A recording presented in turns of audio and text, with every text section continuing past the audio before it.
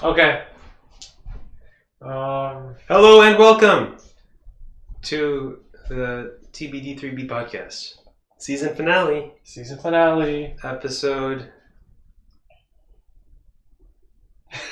You're supposed to finish my... I don't know what you're looking for in the season or the actual overall. You can say literally anything. 69. Episode 69, 23, episode 7. You threw me off the loop because we didn't even have a countdown this time. 3, 2, 1. Well, fuck you. This is the season finale, either way, of season 3. We'll finish it off. And the first in-season episode, I think overall, the in-season episodes were pretty good.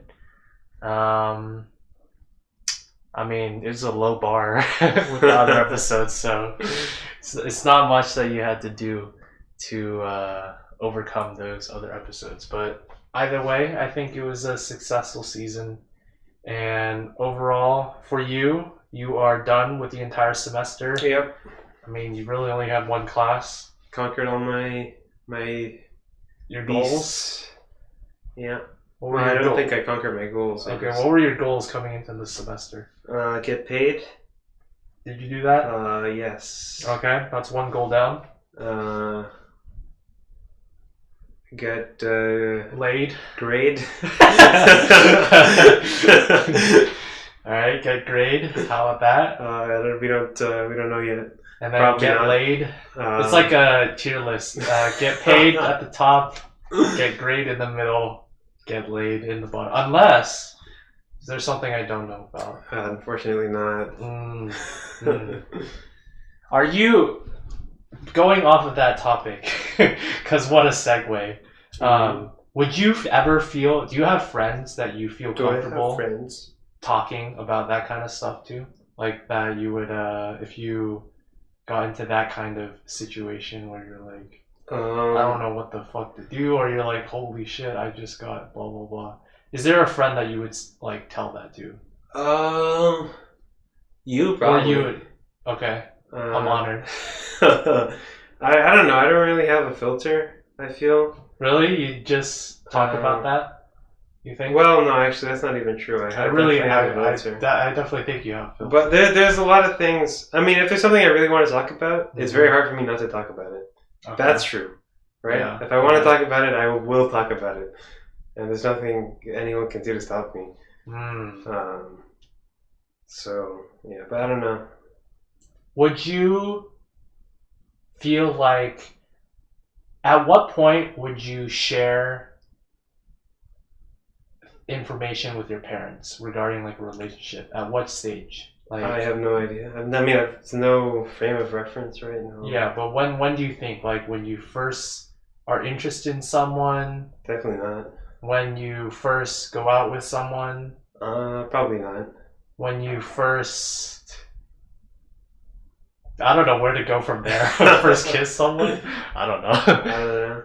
Multiple months? Is it a time frame? 1 month? I 3 guess months? 6 I don't know. months? I guess. Maybe I have no idea. Never, unless they bring it up. That's kind of how it worked out for me. Like I don't actively bring it up, and then my parents bring it up at some point or another. They're like, "Do you have someone?" I'm like, "Oh yeah, sure, yeah." It happens. I guess I would be like that, yeah. It's not something I really talk about with my parents. Well, it might like speed up in these next couple of years, once you got that moolah rolling in, the fresh haircut, pimp out your wardrobe. Yeah, I haven't bought clothes since like I was in high school. Did you buy your own clothes? No, I mean I haven't like added to my wardrobe since high school. I guess yeah. Since then, did you? My mom has bought all my clothes. Mom. Okay, that's what I was gonna say. I feel like this is a pattern because, well, there's only 2 examples, me and you. But my mom always like bought all my clothes. Also, I didn't really do any active shopping, which is I know from talking to members of the opposite sex that oftentimes they will be much more active in buying their own wardrobes, and I just don't give as much of a fuck. So no, I have a friend, Adam. Yeah, He just recently started expanding his wardrobe. By himself. Yes, he was like, "It's time I start buying clothes." Was he another? Was he like us, where it was usually his before it was all his parents, his mom? I don't know what he was like, but I know he like wasn't super into style, you know. And now he's like, And now he is. he's like getting like new jackets and stuff. All right. Well, maybe he's just cold. He's buying a watch. And, Okay. Well. yeah, he's like putting some. You know, he went to Black Friday shopping. You know. Damn. In person, Pittsburgh, or did he go home? He was home. He was home. Yeah. I remember. I think he just bought like one thing. I checked it, but I think it still counts.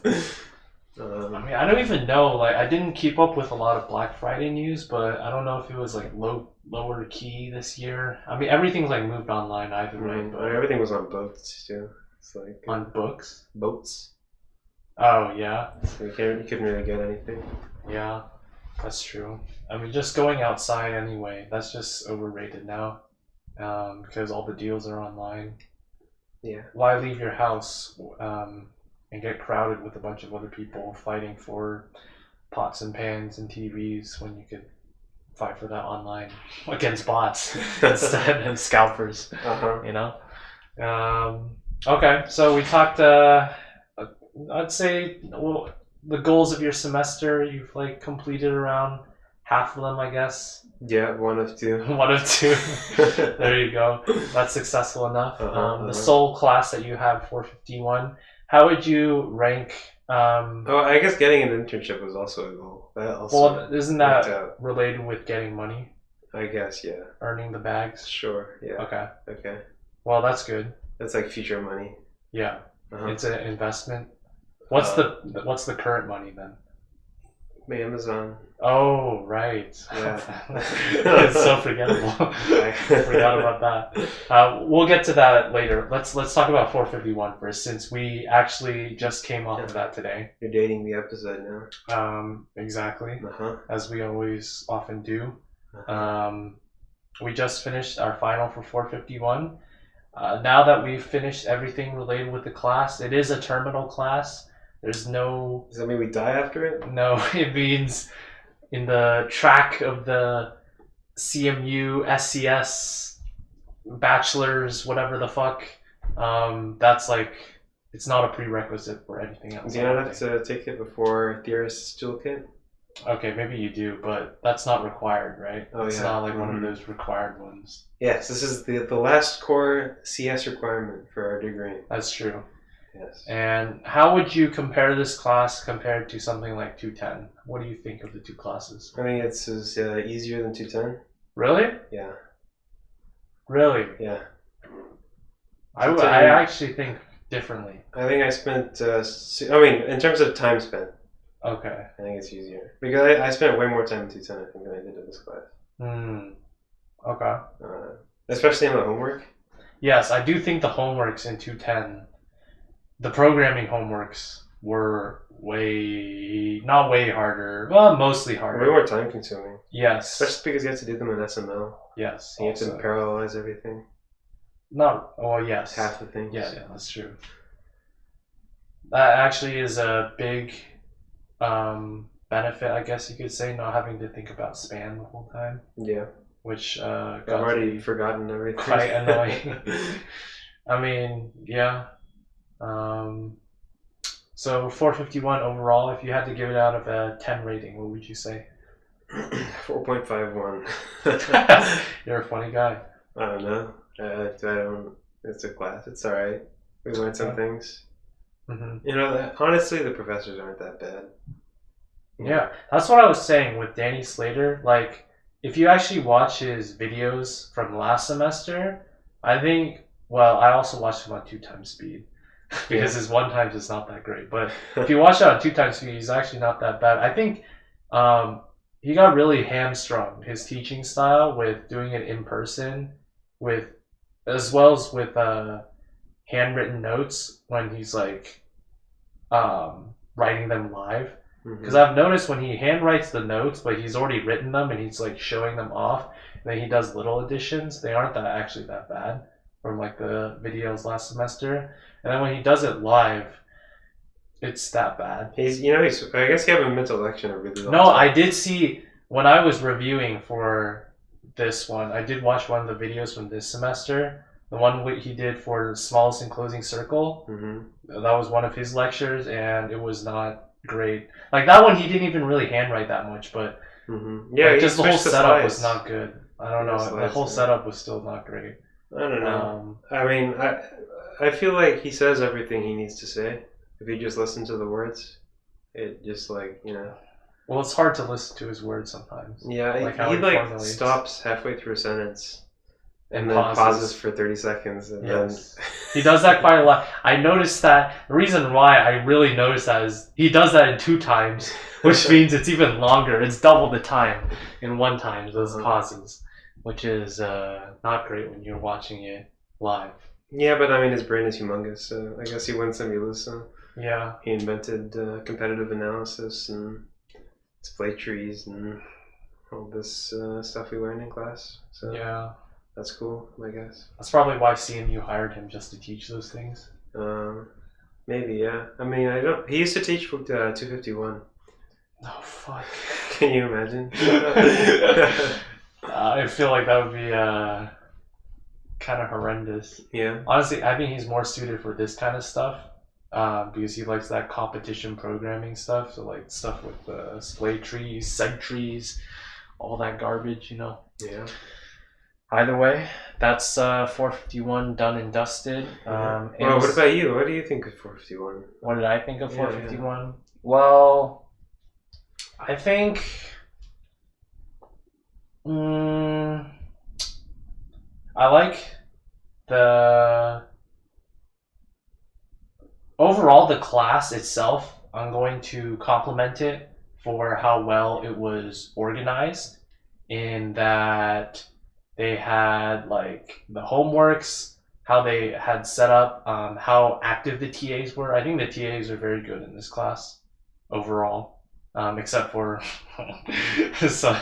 some, but that's just personal grievances. I think overall the TAs were quite good, especially given the high bar. I heard that to apply to become a 451 TA, you have to submit your resume.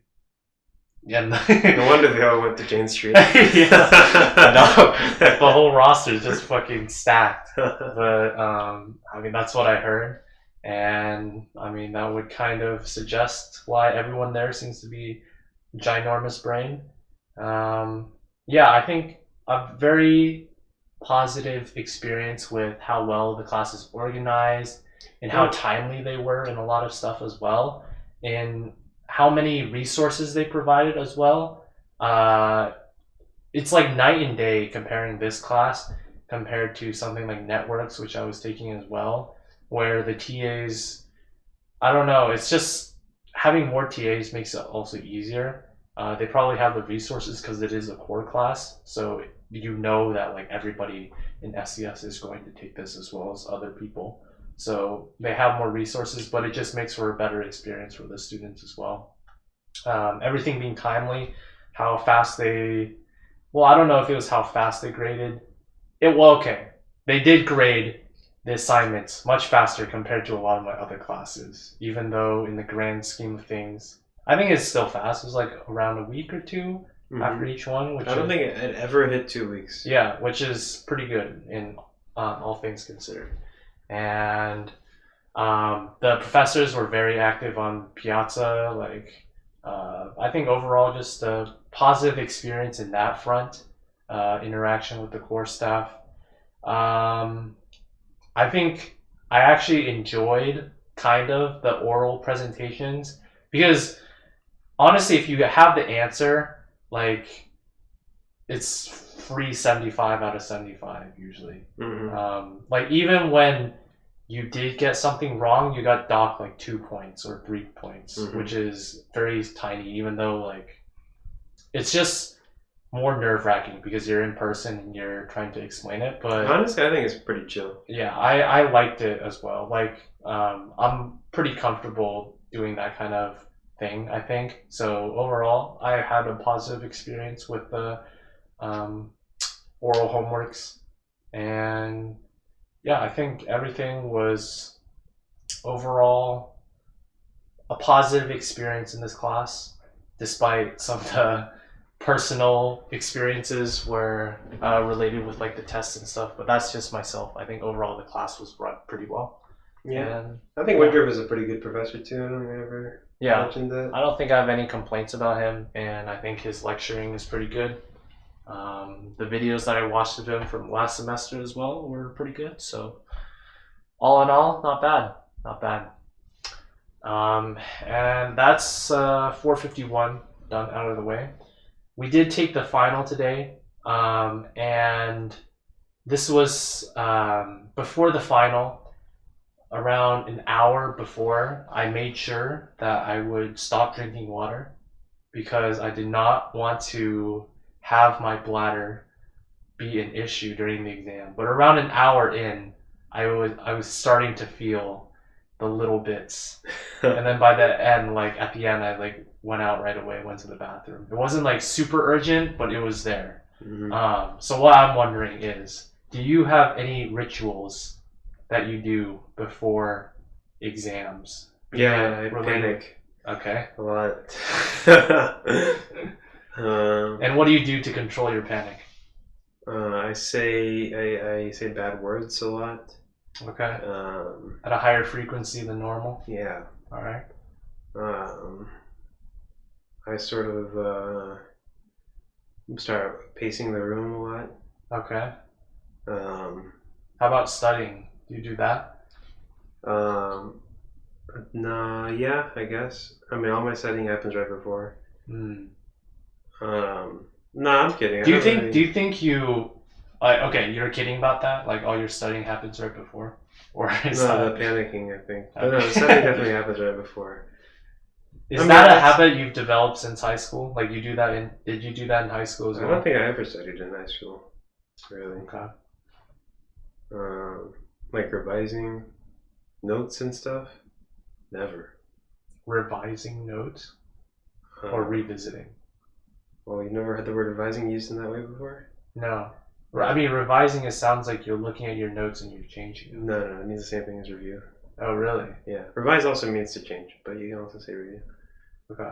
Yeah. I think that's might be like a British thing. Or a Indian thing. I've heard a lot of Indian people say that. Okay. Yeah. I mean, also high school was kind of easy, right? So it didn't really. All classes a breeze. Yeah, I mean, if it wasn't easy, then it was humongo curved. Is how it was, right? So, yeah. And if you did the homework, you're probably fine, you know. And then there's like history, which is just rote memorization. Mm-hmm. And, you know. How heavily weighted were homeworks in your grading system? Because the reason I ask 25% usually. 45%? 25%. 25? Okay. And the rest were tests? Mm-hmm. All right. The reason I ask is in my school, our school district was very weird. Maybe it's that progressive liberal education in fucking Oregon, but we didn't have percentages, as in like it wasn't scores of 0 to 100 and shit like that. Everything was graded 1 to 4. So all your tests, they were like you got a 4, a 3, a 2, or a 1. Where 3 is proficient, 4 is highly proficient, 2 is nearly proficient, and 1 is working towards proficient. And then homeworks could not be counted for your overall actual grade. Really? And they were instead used as behavior grades, where you could get R, which is called rarely, G, which is generally, and CI, which is constantly improving or something like that, where CI is like the best. And it like basically if you did your homework you got CI, and then if you generally did your homework but you sometimes missed it, you got a G. So all the grades really were actually from tests. Sounds stressful as fuck. And the way the class was the way a class was graded is we had things called learning targets, which were like particular objectives that you were supposed to learn in this class. So it made more sense with like math, where a learning target would be like associated with a particular unit. So you would get an overall like score for that learning target, 1 to 4, right? And then your overall grade in that class is the average of all the learning target scores throughout that class. So for math, if you had like 5 units, maybe you would have 5 learning targets. And then how each of these learning targets, it would be a 1 to 4 score, right?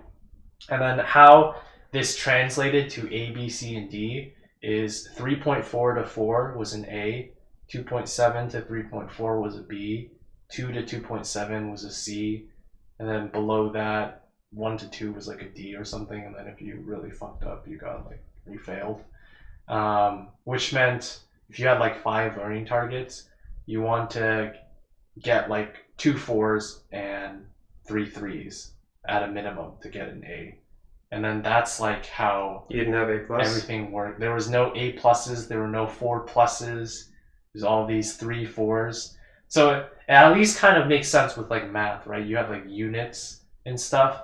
It got a lot more complicated or hard to think about with classes like Spanish, where the learning targets were like speaking, listening, writing, and shit, and different assignments. And so, okay, what I said about homework not counting for a grade, that was like for like more math class or like physics. But for like if you had actual papers or essays and stuff, they would be entered as like parts, as assignments underneath a learning target. So like a learning target, it's an overall score 1 to 4, right? And under each learning target, you had all the sub assignments that go into that learning target. And your overall learning target score is like the majority score that you have. So if you had like 2 assignments that you had 3s, and then 3 assignments that you had 4s, your learning target overall would be a 4. Really? So the learning target grade was not an average? I don't think so. What a strange system. It was it definitely wasn't an average, because like if you had two 4s and 2 3s, it went up to a 4. It was like it rounded up. I think it's just it rounds up to whatever the average is.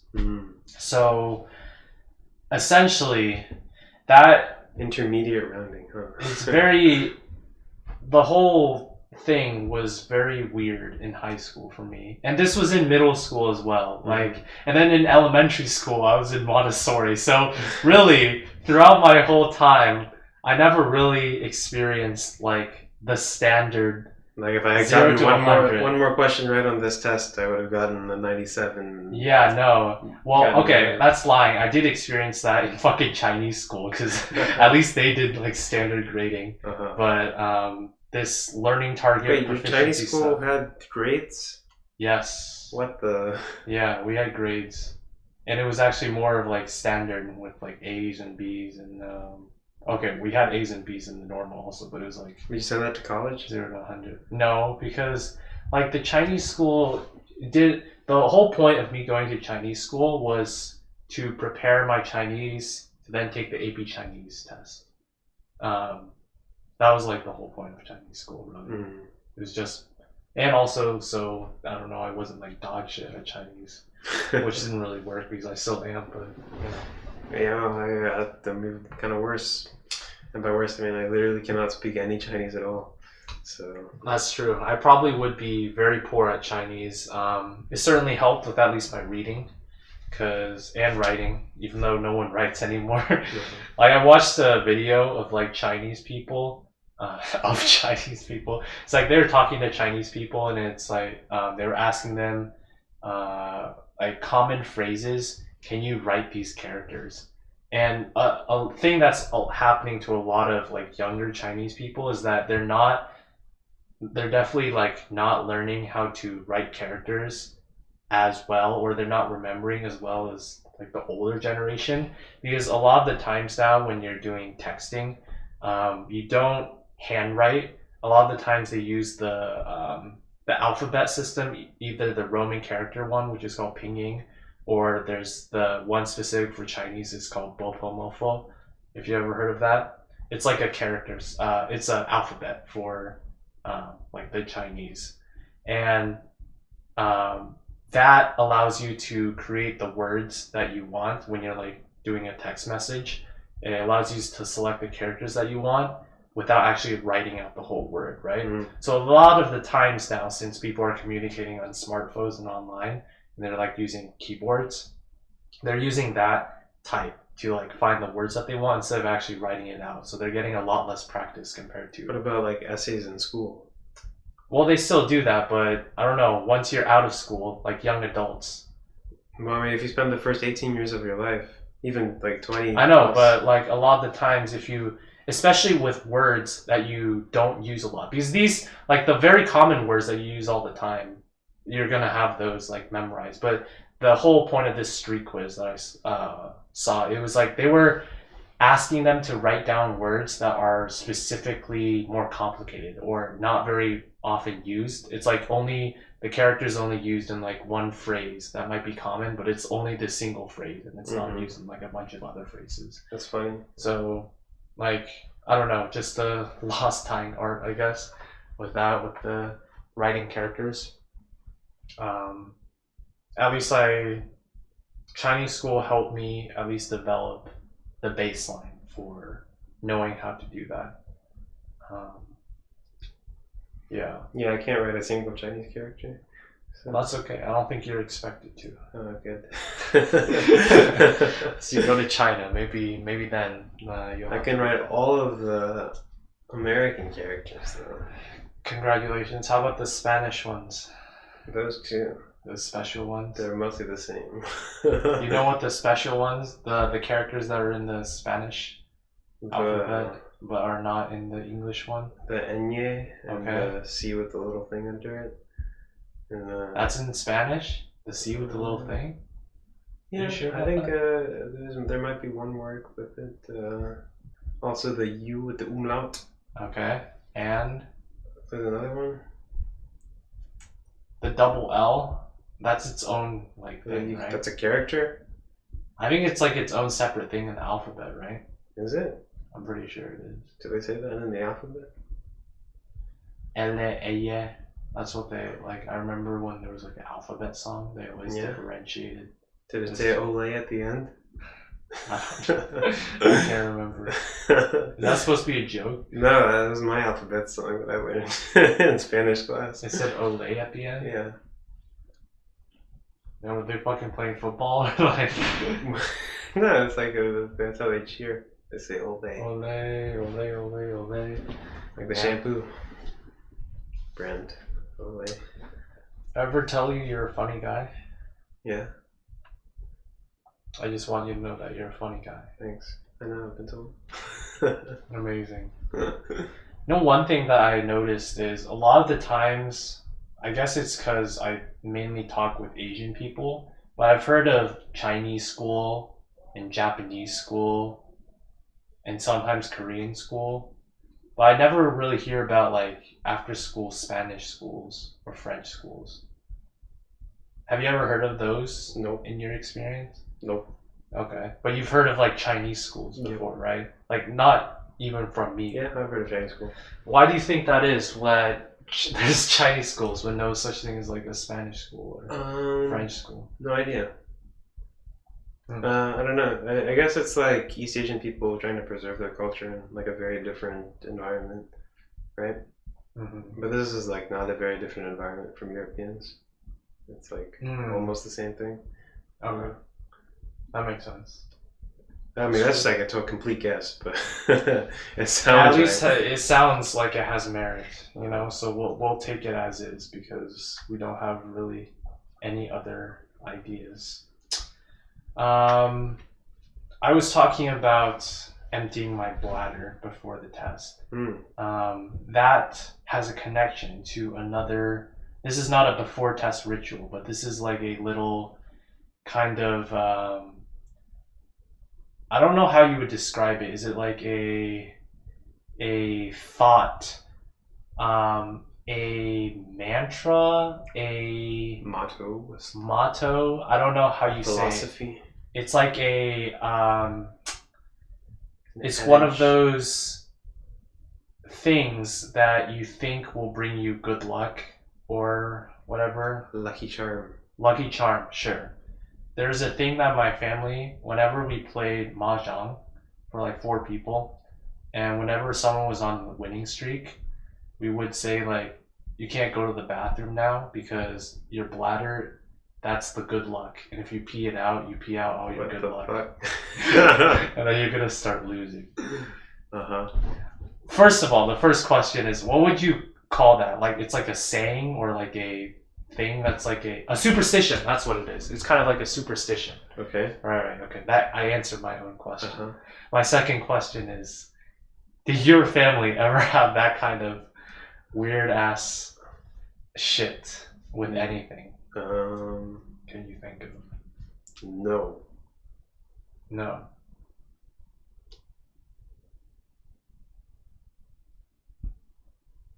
It's probably hard to think of something like that. It has to be like in relation to like, I don't know, like I can't think of any good examples. It's just one that I thought of because it happened over I mentioned it over Thanksgiving break when we were playing this game called over Thanksgiving. I had like a Friendsgiving kind of thing. And after the dinner, we played something called catchphrase. Do you know that game? Catchphrase. It's basically you have a word and you have to get the other people on your team to say that word. And you can you can use any other words except that word to like give clues so that they'll say that word.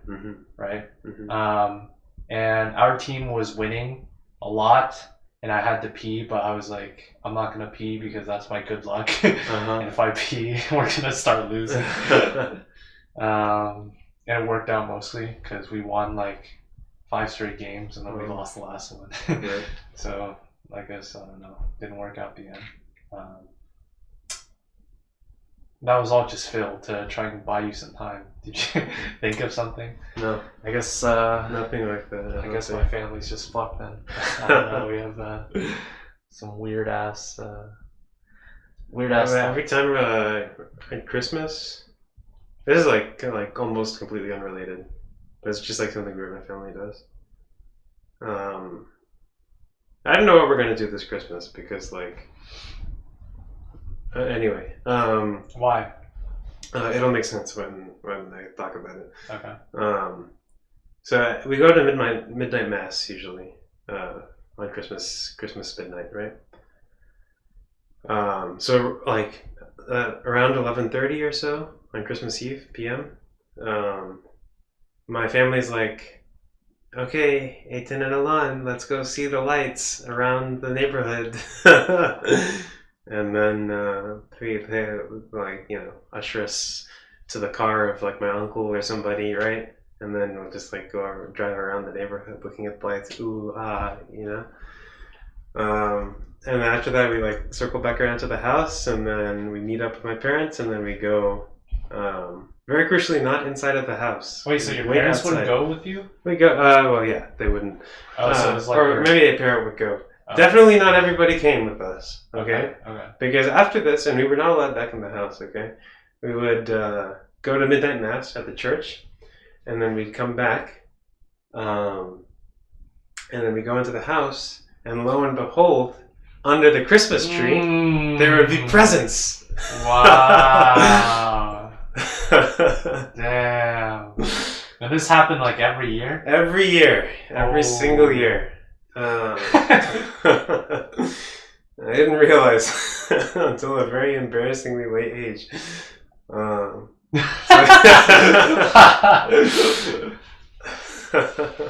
So they were still doing this when you were in high school? Yeah, I mean, my younger brother is like much younger than me. Yeah.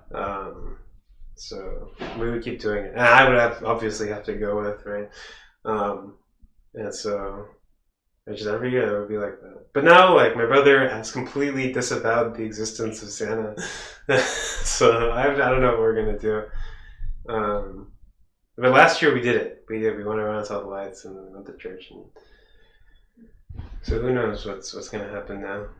It's kind of funny you say that kind of you're telling that story, because for me, Santa was like never a thing. I don't think my parents like really ever tried to push Santa, or maybe they did when it was really early, and then that's when all my memories are gone. So I feel like, as far as I can remember, for Christmas it was always already known that it was my parents. It doesn't help that my parents put the gifts under the Christmas tree starting like a week or two before Christmas. So there's already like presents there. And so it was. Did you ever write a letter to Santa? No, I never did that. We just write a letter to Santa. Which is basically just like, "Dear Santa, I want," and then he had a big list. Love it on. At least that's helpful for the Santas in your life. We'd fold it up, we'd put it in an envelope, put it on the Christmas tree, and the next day it would be gone. Oh shit! Wait, when would you put this? Like a few weeks before Christmas. Oh fuck! Wow, you guys are real prepared. Yeah. My family, like, I'm really impressed, honestly, with how well thought out everything was. They really did. They do Christmas right. So that's how Christmas. Just you and your parents, right? Or do they have like their parents, your grandparents, to help them out or something? So Christmas, the holidays used to be like a whole family thing. Okay. You know, everybody would come, my aunts, uncles. And then you all go to church together, you know. Not so much anymore. It's just my parents, and maybe my uncle and grandma. But yeah. How soon before Christmas would you start putting up the Christmas tree?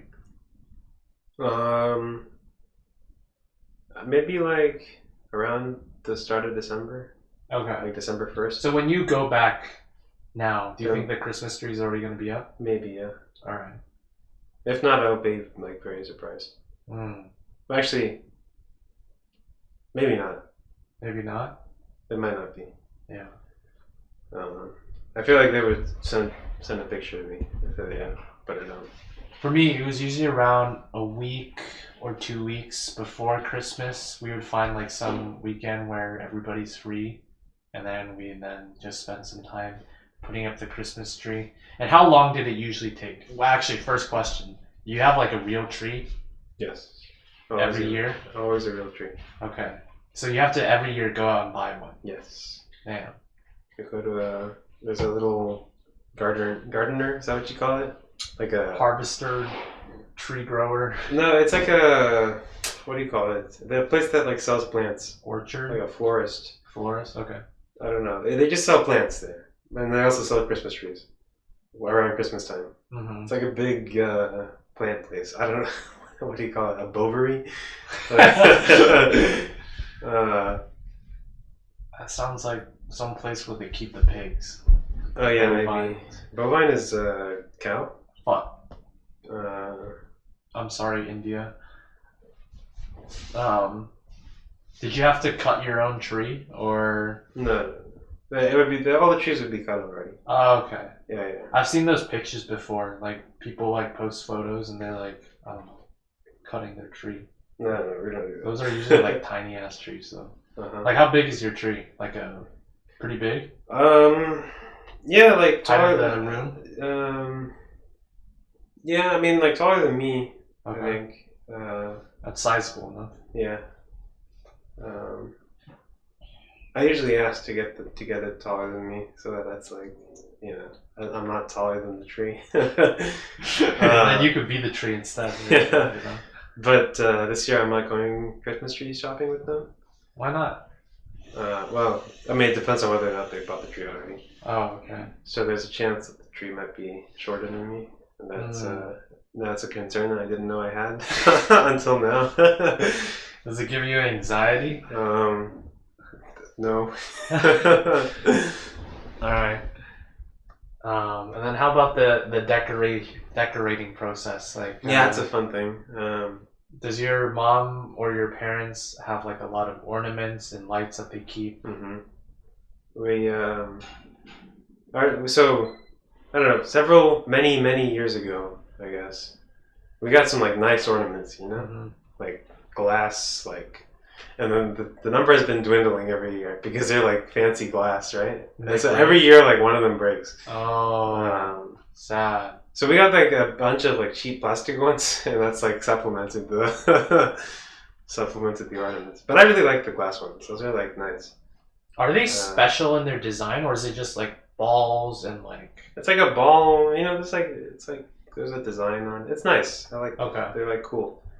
I don't know where my mom found all of these, but we have like a ton that have a lot of different shapes. Like they aren't just the standard ball ones. Like we have like a couple of disco ball ones, and then there's like one that's literally like a plastic church. Yeah. And then there's one that's like a fucking angel. It's like it's not just the standard balls. No, there's like they sell like Christmas tree decorations. Yeah.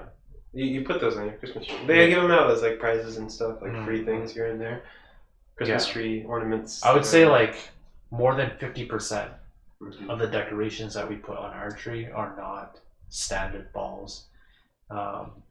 So it's always a long process, as well as putting on all the lights as well. Do you put on lights on your house as well? Yeah. Mm-hmm. Okay. Every year we get lazier and lazier. We got this like projector. You ever see those? I hate it so much, dude. I hate it so much. And I strongly dislike these. It's like you put it a little ways on your front yard, aim it at the house, and it's like a big, and you can like moves around. It's so terrible, and it's not only that. The point of having the lights is so that it's light, It like shines, it makes your like house like pop out, like nice decorations. The thing about the projector is that it's not light, so it looks dark. It like looks shit. It's like what dark. do you mean it's not light? Isn't it broadcasting light? But yeah, it's broadcasting light onto the house, but like there's very little of it to bounce back, Okay, yeah. So that it like looks black with like some green dots on it. Like it does not look good. So you guys just default to that and don't even like put up actual lights anymore? No, we put like some lights, but like half of them don't work. Yeah, it's like really shittily like thrown onto the bushes, like the nets. You put it on top of the house? That's too hard. Yeah. That's tall, man. Big old Texas house. Yeah. We never put lights on the house ever. The extent to the exterior decoration we have is we put one of those like wreath things on the front door. It's like a big, I don't know, it's like a circle. It's called a wreath, yeah. Yeah. And we have that on the front door, and that's it. Our neighbors, though, the one next door to the right, when they were still our neighbors, I think those neighbors have moved out and we have new neighbors there now. But they used to go all out in Halloween and Christmas with like just stuff everywhere, lights, inflatables all over. They did have like some stuff. Dude, we used to. Oh man, when I was very little, I remember we had an inflatable something. I think for Halloween. I don't know what happened to it. But we never got an inflatable again. I remember my parents were complaining about it. What happened? Unlocked a memory. I don't know what happened. It was a long time ago. No, but like, why were they complaining? I don't know. I think it broke. I think that's why it deflated. Yeah, fuck that. It like lasted 1 year. That was it. And how about your neighbors? I mean, you talked about going around. Yeah. I saw all the lights in the neighborhood, man. There's some like cool light shows, man. It's really nice. Go around seeing. Like there were people that went all out with like light shows and shit. Oh yeah, all kinds of things. Damn. That's something that I've yet to experience because none of my neighbors are that hardcore. Like, I've seen those videos on YouTube. Like, there's that series, right? It's like the Great Christmas Light Show or something. Mm-hmm. Okay, nothing to like that extent. You know? But there's some like nice lights, you know, it goes around the house and it's like, you know, it's like, yeah, you know, those are nice. And it projects, you know, like there's lots of light pollution. Yeah, a lot of light pollution. You can't see the stars. That's what I like. That's what you need. Yeah, fuck the stars. Yeah, and a good Christmas decoration. That's what you need. Not some like shitty dark like polka dots on your house. God damn, you should tell your parents then. You know. I have. I've voiced my opinion. Maybe that will be. And they're like, "Why don't you go put up the lights yourself?" Yeah, why don't you? Then there you go. And then I say touche. And then it stays. The projector stays. Why don't for this Christmas you put down on your list, Dear Santa? You know, I got so much time. Why don't I just put up the lights myself? Maybe I will. But you're not going to. How do you you already know you're not going to. You set these lofty things before, and they never manifest. Okay, well, listen. I will put this clip on YouTube. And I'll send this clip to you after Christmas, after the holidays. Okay, well, before the holidays, when I put up the Christmas lights. You're not going to put up the Christmas lights. I'll send you a picture and you can put that as in the description of the video, okay? Alon's Christmas decorations. I will put an update if that happens, but that won't happen, so I won't have to do that. Okay. Because it's not going to happen. Alright, okay. Because this kind of stuff never happens. Okay, right. That's the confidence that I have from knowing your tendencies. I don't think you're gonna prove me wrong. Okay. Look at that. You're. I don't think. No. No way. Okay. No way. All right.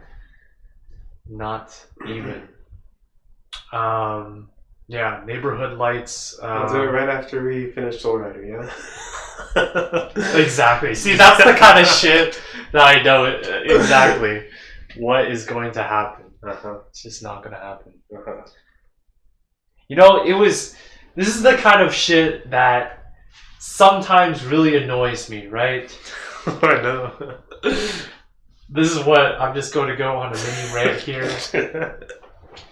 Where it's like, if you actually care about something, I guess this is for everyone, but it's like exaggerated because I've seen this multiple examples with you, where if you actually care about something, you will make sure you're on time for it.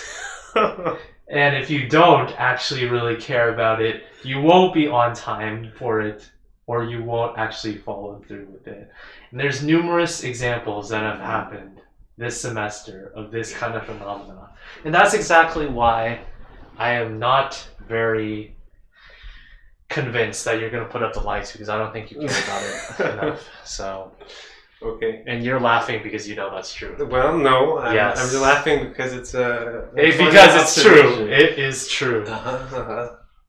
Exactly. All right. Let's move on. Some other stuff that have happened. Okay, so recently, I instead of studying for 451, actually this was like, I'm gonna give myself an excuse because it was at least like the Friday night or whatever. But Friday night, I took the time and I finished all of Arcane in one night. Is that the League of Legends show? That's the League of Legends show. Damn. Did you watch the whole thing? No. You haven't? Oh shit. I don't know anything about League of Legends.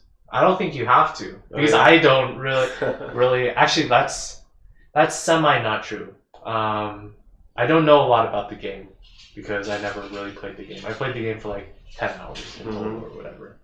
But yeah, I watched the whole show. I thought you said you did watch like. I watched one episode. One episode. Yes. And what did that one episode that you watched? What did you think? All right. All right. Okay. The animation style was interesting. Did you enjoy it? It was okay, yeah. Seemed like a, typical young adult fantasy adventure. Okay. Yeah. Do you feel any motivation to watch it further? Considering that I watched it 2 weeks ago now, plus. Probably not. Probably not. Okay. Yeah. Why was it good? I guess we watched the whole thing. So I did watch it all in one night, and I enjoyed it a lot. I think it was the story is not very complicated, but I think a lot of the characters were pretty good. The main villain especially surprised me with how I really enjoyed how he was written. And I think the animation style was one of the main reasons why I really enjoyed it as well. It's just like Spider-Verse, but even smoother. Like the art style is kind of like Spider-Verse, except I think they did it at a higher FPS, so everything seemed smoother.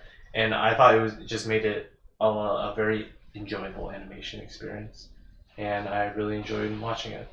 Yeah, I watched a rant from some animator YouTuber about how higher FPS doesn't necessarily mean better. Yeah, well, animation. It certainly doesn't. I've complained to you about this before when we were watching like some Netflix thing. I'm like, why is this shot in like 60 FPS? Because 60 FPS on shows, it looks really bad, or not bad, but it looks super unnatural. Because that kind of stuff. That's why whenever I see like a game cutscene and the cutscenes are in 60 FPS, it just looks so weird. Because like those FPS, like those when you're so used to watching like movies and TV shows being shot at 24, when you have like more than double the amount of frames, everything looking like, I don't know, it looks like your fucking iPhone 120 hertz screen where it's like super, I don't know, smooth. It just looks very unnatural, and it doesn't look good, I don't think, for films. Well, his argument, no, I mean, this was specifically for animation. Okay. Yeah. And specifically with regards to AI interpolating frames in like existing lower FPS animations, right, to make it 60 FPS. And he was like, this completely disregards the artist's intention, right? When like they specifically chose these like drawings to like, you know, follow in this sequence, right?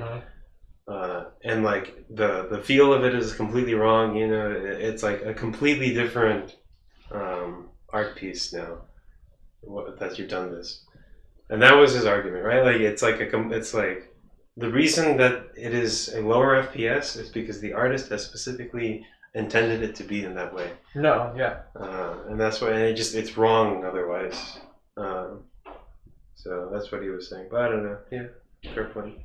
I understand that argument a lot because coming from the video game editing community, which I used to really follow back in high school. As you can see from like my YouTube channel, I used to do like those video game edited stuff. And a big thing in that community was like deciding on the frame rate that you render your edits at. And it's very specific when people choose like specific ones. They're trying to give a specific vibe or like feel with their creation when they choose like 15 FPS compared to 24 or the standard 30. And like nobody ever did 60 because 60 just looked unnatural. Like 60 is good when you're playing a game and you're using your inputs, right? You want it to feel snappy because you're controlling the stuff. When you're watching something, it doesn't feel as good. Like, do you get that same feeling with the 60 FPS? Do you remember watching something in 60 FPS on like a show? Lupin was 60 FPS. Yeah, that's like the one I remember. I commented like that's the one. I didn't notice it until you commented. And then did you notice it afterwards? No. Okay. I really didn't. So I don't know. I've never really noticed. For like frame rate stuff, I've never really noticed. Okay. All I know is that Minecraft runs at like, I mean, modded Minecraft on my old computer. 10 FPS. I like five frames. My friends had this like humongous factory chicken farm. I would like spawn in and then like look at the chicken farm and like that was it. That what I was looking at was my game experience for the next like 10 minutes. Yeah. 0 frames per second. You need the frames for gaming, but everything else, it's less important. I was gonna talk a lot more about Arcane, but you haven't watched it yet, so we'll save that if you ever watch Arcane. Yeah, I'll watch it right after I read Percy Jackson. You're really shooting yourself in your own foot. That's literally another example. I literally forgot about that one too, and now you just brought it up. It's making me mad again. Okay, I'm not actually that mad about that one, but I'm mad. Okay, we're just gonna cool down and not talk about that. Jesus fuck. All right. Let's talk about something else. Let's do a callback to a previous podcast episode. There was the podcast episode called Citizenship for Taco Trucks. Do you remember what we talked about in that one? Yes, I do recall. Should the taco man be... I don't actually remember. Do they have to speak English to become like a citizen? Yeah. Right. And I had the feeling they should. Yeah, I also probably agree that they should. Yeah, but you were going with, I don't know, for the sake of argument, like saying they shouldn't. I have another evidence for why you should know English to be a citizen. And that is the whole case of the Kenosha trial that happened with Kyle Rittenhouse recently. I watched a lawyer video about it, and he was talking about the case and a lot of, I don't know, some interesting facts about the case. Was it legal? It might be, actually, yeah. I seem to recall that name. Did he have like a beard and he was white and he wore a Well, suit? he was definitely white. I don't remember if he had, I think he wore a suit, but I don't think, you just like sat in front of the camera and talked? Well, a lot of people do that, especially with like these kinds of lawyer videos. Was he like very well dressed? I can't recall. Okay. But what I do know is that he was talking about like a lot of the intricacies with the law, and like how specific wording is very important in like law. And he was talking about how the jury, they give them more like text friendly, like normal speak friendly versions or definitions of like the laws, so that they can understand the law and understand what they have to know in regards to the trial. But even those, when he was reciting them, they were very construed and not plain speak, right? It's not very casual speaking. And if you do not know English and you're a citizen, and as a citizen's duty where you can be called up to the jury, and you don't know English, you are not helping your fellow man that you are making a decision. If you're some country bumpkin that has a 4th grade education, that's true. Same issue, right? That's true. But it's actually worse if you don't know English, because you're still worse than the country bumpkin, yeah? I guess, but like... Yeah. That doesn't really detract from the point. It's kind of funny. You do need English. Like, you can have a complete idiot on the jury, right? Like, like somebody who doesn't know anything. It's probably happened once or twice before. He holds your fate in your hand, right? He or she. He or she. We gotta be inclusive. It's 2020, 2021. Holy shit! It's almost 2022. It's crazy, dude. You blink and it's over. Yeah. But yeah, these idiots, Well, and how was that? Power to the people. How did they think that was a good idea?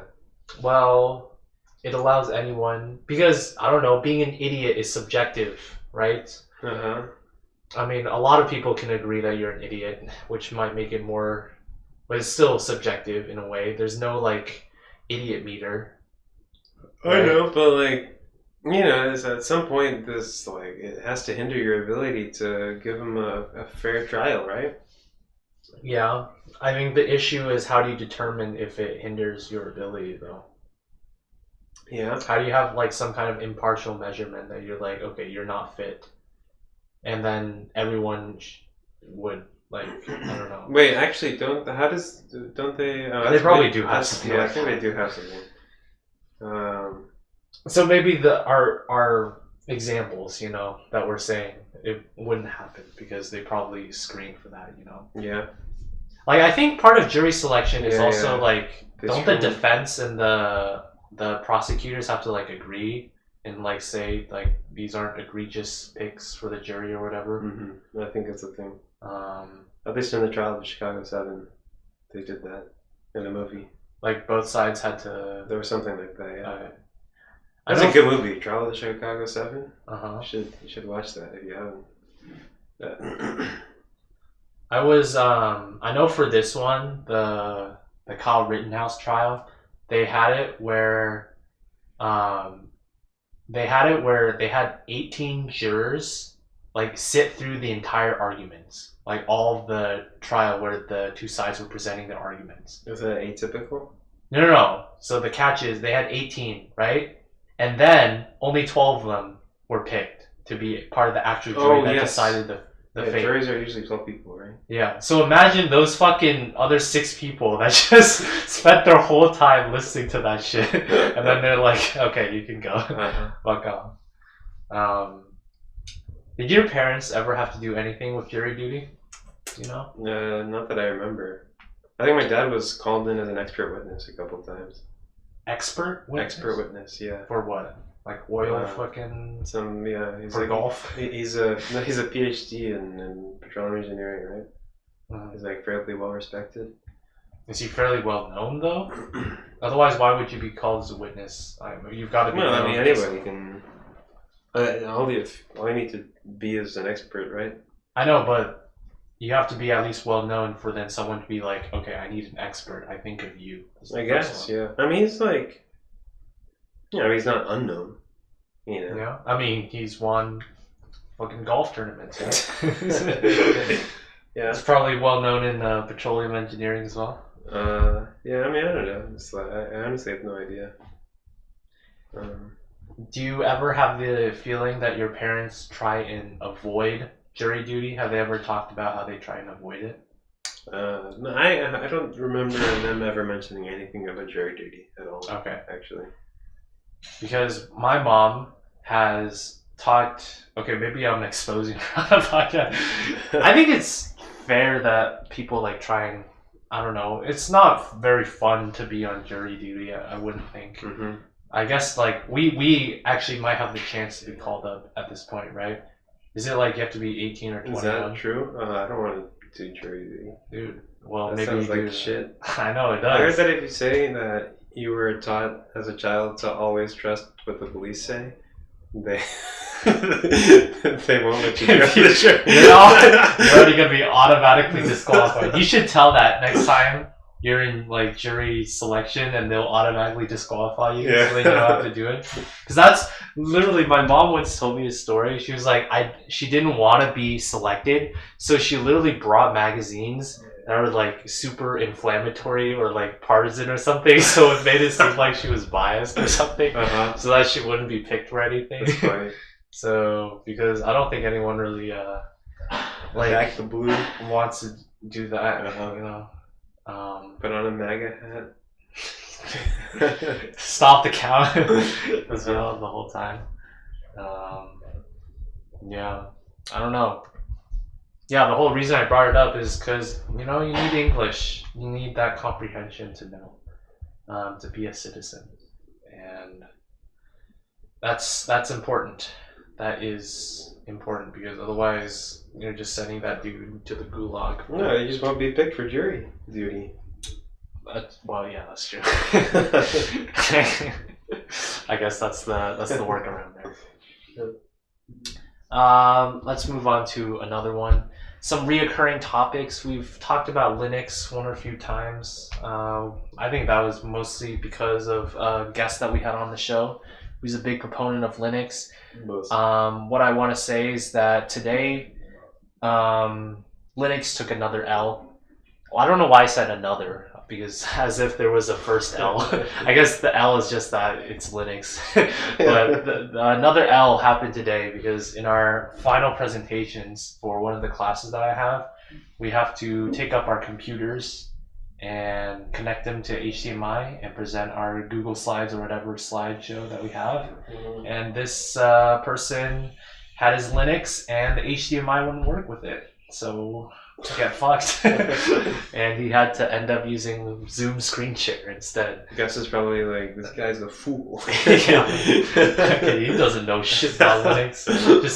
Just fucking hack and compile from source this fucking HDMI adapter software, you know? WW. I watched a video on YouTube. There's this guy on YouTube called Some Ordinary Gamers, or Mudahar. He does a lot of like random gaming and like pop culture and random shit commentary stuff, but he also is a big proponent of Linux. And he had this whole he had a whole 30-minute video where he was trying to convince people to switch from Windows to Linux because of how shit Windows is in terms of like privacy and security. And then he made this whole video. Is like, look how easy it is. These are the baby steps. All you need to do to get started with Linux. And then everybody in the comments was like, I would absolutely love to switch to Linux, but, and there was always a but. It was like, and it ranged from gaming. You can't play games as well. I already know our listeners gonna fucking protest against that because of fucking Proton. And then another thing is software, no compatibility. Like a ton of the software, especially specialized software, it's not just like fucking Office Suite or whatever. It's like you're in the music industry, and a lot of the specialized music software that's only going to be on like Windows or Mac. It's not going to be on Linux. Different software like with video editing, like even fucking After Effects, After Effects and Premiere, the Adobe suite. That shit's even on Mac as well, but it's not nearly as well optimized as like stuff on Windows. So not having that software. Errors. When you have errors and issues that pop up in Linux, it's so much harder to troubleshoot a lot of the times because just the user base is smaller. So the number of people encountering the same issue is probably not going to be as much. And the whole point of Linux a lot of the time is like, you have your issue, you can solve it yourself, right? It's like your self-control. But for the casual person, they don't really want that, right? So I don't know. Everybody was like in the video was complaining, or was like saying, "There's so many. I would absolutely love to switch to Linux. Just fuck Windows, blah blah blah." But it's not gonna happen. And the more I think about it, I'm like, why would I switch from Windows? I don't know. There's no good reason to like. There's no good reason to. Sorry, Gus. Yeah, fuck Linux, you know? Yeah, I think I'm gonna be a Windows person forever. Yeah. Like maybe for a work laptop, like where I'm only doing programming stuff, it could be useful to have Linux as the main operating system, but general day-to-day shit, yeah, Windows is the greatest. It's the GOAT, I think, at least. Yeah, I mean, Windows has never done me any wrong. Yeah, I agree. So another L for Linux. I'm sorry, but Linux, boo-hoo. We're just moving through topics here. Another topic that I saw, or that I have, is there was this video that I saw of this guy. He made a 20-minute review of the first season of Zoe 101. Do you know what Zoe 101 is? Yes, yeah. I mean, barely. I don't think I've ever seen an episode of it. Mm-hmm. I didn't even know this was a show before, but it's I would always look on. I think it was like a Nick Teens channel back when we had cable, and Zoe 101 was always on there. Yeah. It's one of the Dan Schneider shows. I don't know who that is. Well, he's like, it's like Nick and Jonas or whatever. What the fuck? I don't know. Drake and Josh and fuck. I don't know. Is it Drake and Josh? Drake and Josh. Yeah. Drake and Josh and like iCarly and like Zoe 101. It's like that mold of television, right? Yeah. Either way, This is all just context for it because the topic is completely unrelated with it. But anyway, this guy was like doing a critique about the season 1 of Zoe 101, and then he was talking about one of the characters in the show and how he noticed one thing that he just picked up about this character is that this character always had the weirdest neck posture, where he was like always looking down or like had a slightly tilted neck. And as soon as he saw it one time, he just saw it all the times when he saw the guy in the show. So here comes the topic, which is completely unrelated because it's only about the neck posture. How have you ever had? Are you very conscious of your posture and like how you carry yourself? Are you saying that I always have my neck in an odd position? Well, no, I'm not saying that, but it's just a relation with posture as you sit up very straight in your chair. Do you ever think about that? Like occasionally I'll be like, oh shit, I've been slouching for the past half hour. I should probably sit up, bro. Do you ever think you have like a forward neck? Do you think you like do this a lot? Like forward necking? Like this, yeah. I guess, maybe, kinda, sometimes. It's sometimes that I always think, not always, I don't have this running in my head 24/7, but it's something that I sometimes think about. And I remember a big semi-shock to me was like someone took a picture of me once. It was just like a side view in freshman year. And they took a picture of me. I was just sitting in a chair and my neck was like super forward and I didn't even notice it. I was like, holy shit, what the fuck? And then from there on, like since then in freshman year, every so often I'd be like, okay, is my neck straight enough? Because I don't think it's like healthy, right? To so like have your neck be forward? Be forward necking the whole time. I remember I remember, I don't know why this is so funny, but I remember one time I was like looking down at my phone on the bus home, like from school, and my friend was like, be careful looking down like that, and then he might end up like this kid, and he showed me a picture of this kid. His neck was like a U.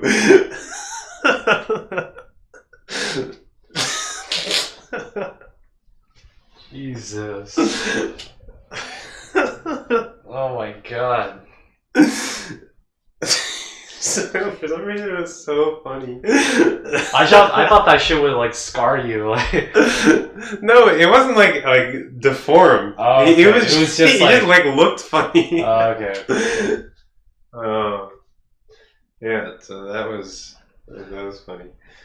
Were your parents ever like haggle you about haggle? Is that the right word? My posture? No, never. Your posture? Really, never? Yeah, the word is nag. I think nag. Did they ever? Haggle means try to bring the price down. Yeah.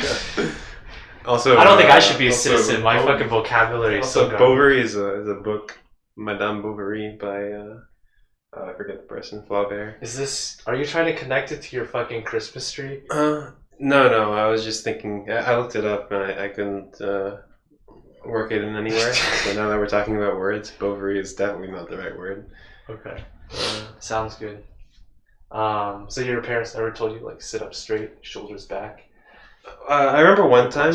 There was one time that my dad was like, he like did this to me when I was walking. What the fuck does that mean? Like this. Oh yeah, okay. I guess nobody knows what that means. Doing hand movements. He put his hand on my chest, and then one hand on my chest, the other hand on my like lower back, and then he did the Heimlich. He straightened my back, and he was like walk like this. I was confused because you're doing it left and right when it's like front and back, right? Well, he was like standing to the right of me. Oh, okay. Literally, that was the only time he ever once corrected my posture. I thought that was like so strange that he did that. Yeah. This was like, I don't know, maybe like 9, 8, 10, 11 years old. It would have been funny if you were like 17. And he never did that again. I don't know. Did he even say anything? And ever since then, I was like, man, that posture is pretty bad, huh? Did he even say anything with that, or he just fucking did that out of the blue? I don't know. He might have said like walk straight or something. I also noticed. Well, the reason I also brought it up because I remember in like freshman year when we were in your room, a lot of the times when you're like coding, you just like and you like sit up straight and then just start doing this. I don't know. You just like periodically do your stretch or your good posture reset or whatever. And I don't know. A lot of the times, thinking about posture, like most people, you don't really think about like their posture because I don't know, it looks the same as everybody else. But there are like people that come to mind that when I think of good posture. The one person I can think of always, like, it was the first time like I saw him in person, fucking Manish. He like stands up so straight. I always think like this guy's got the best posture I've ever seen because it always looks like he's standing up so straight. And I'm like, God damn, you absolutely mad lad. He looks so regal with how straight he stands. And I'm like, okay, this guy has good posture. And it's funny because that's like the first thing I think of whenever I think of Manish. I don't know if that's a good thing. Well, I mean, it's like a positive trait, right? Having good posture. So I guess kudos to him, but it's just something you sometimes notice because most people, I don't know, they all look the same. We all look the same, fucking semi-slouching, shoulders down. Yeah. I never noticed. I guess, he's, now that you mentioned it, he does have pretty good posture. Yeah. It's just what I notice every single time that I see him because like when he's walking around, he's just straight walking, shoulders back, good, nice and straight. He doesn't look like, okay, maybe a little bit robotic. Not in like, okay, maybe robotic's the wrong word, but good posture. That's I think the main point.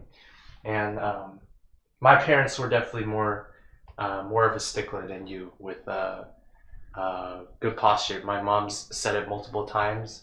My parents never really like told me to do anything. I feel like ever. Like my parents were very hands off. They pretty much let me do whatever I wanted. I don't know why I turned out the way I did, where I basically don't want to do anything.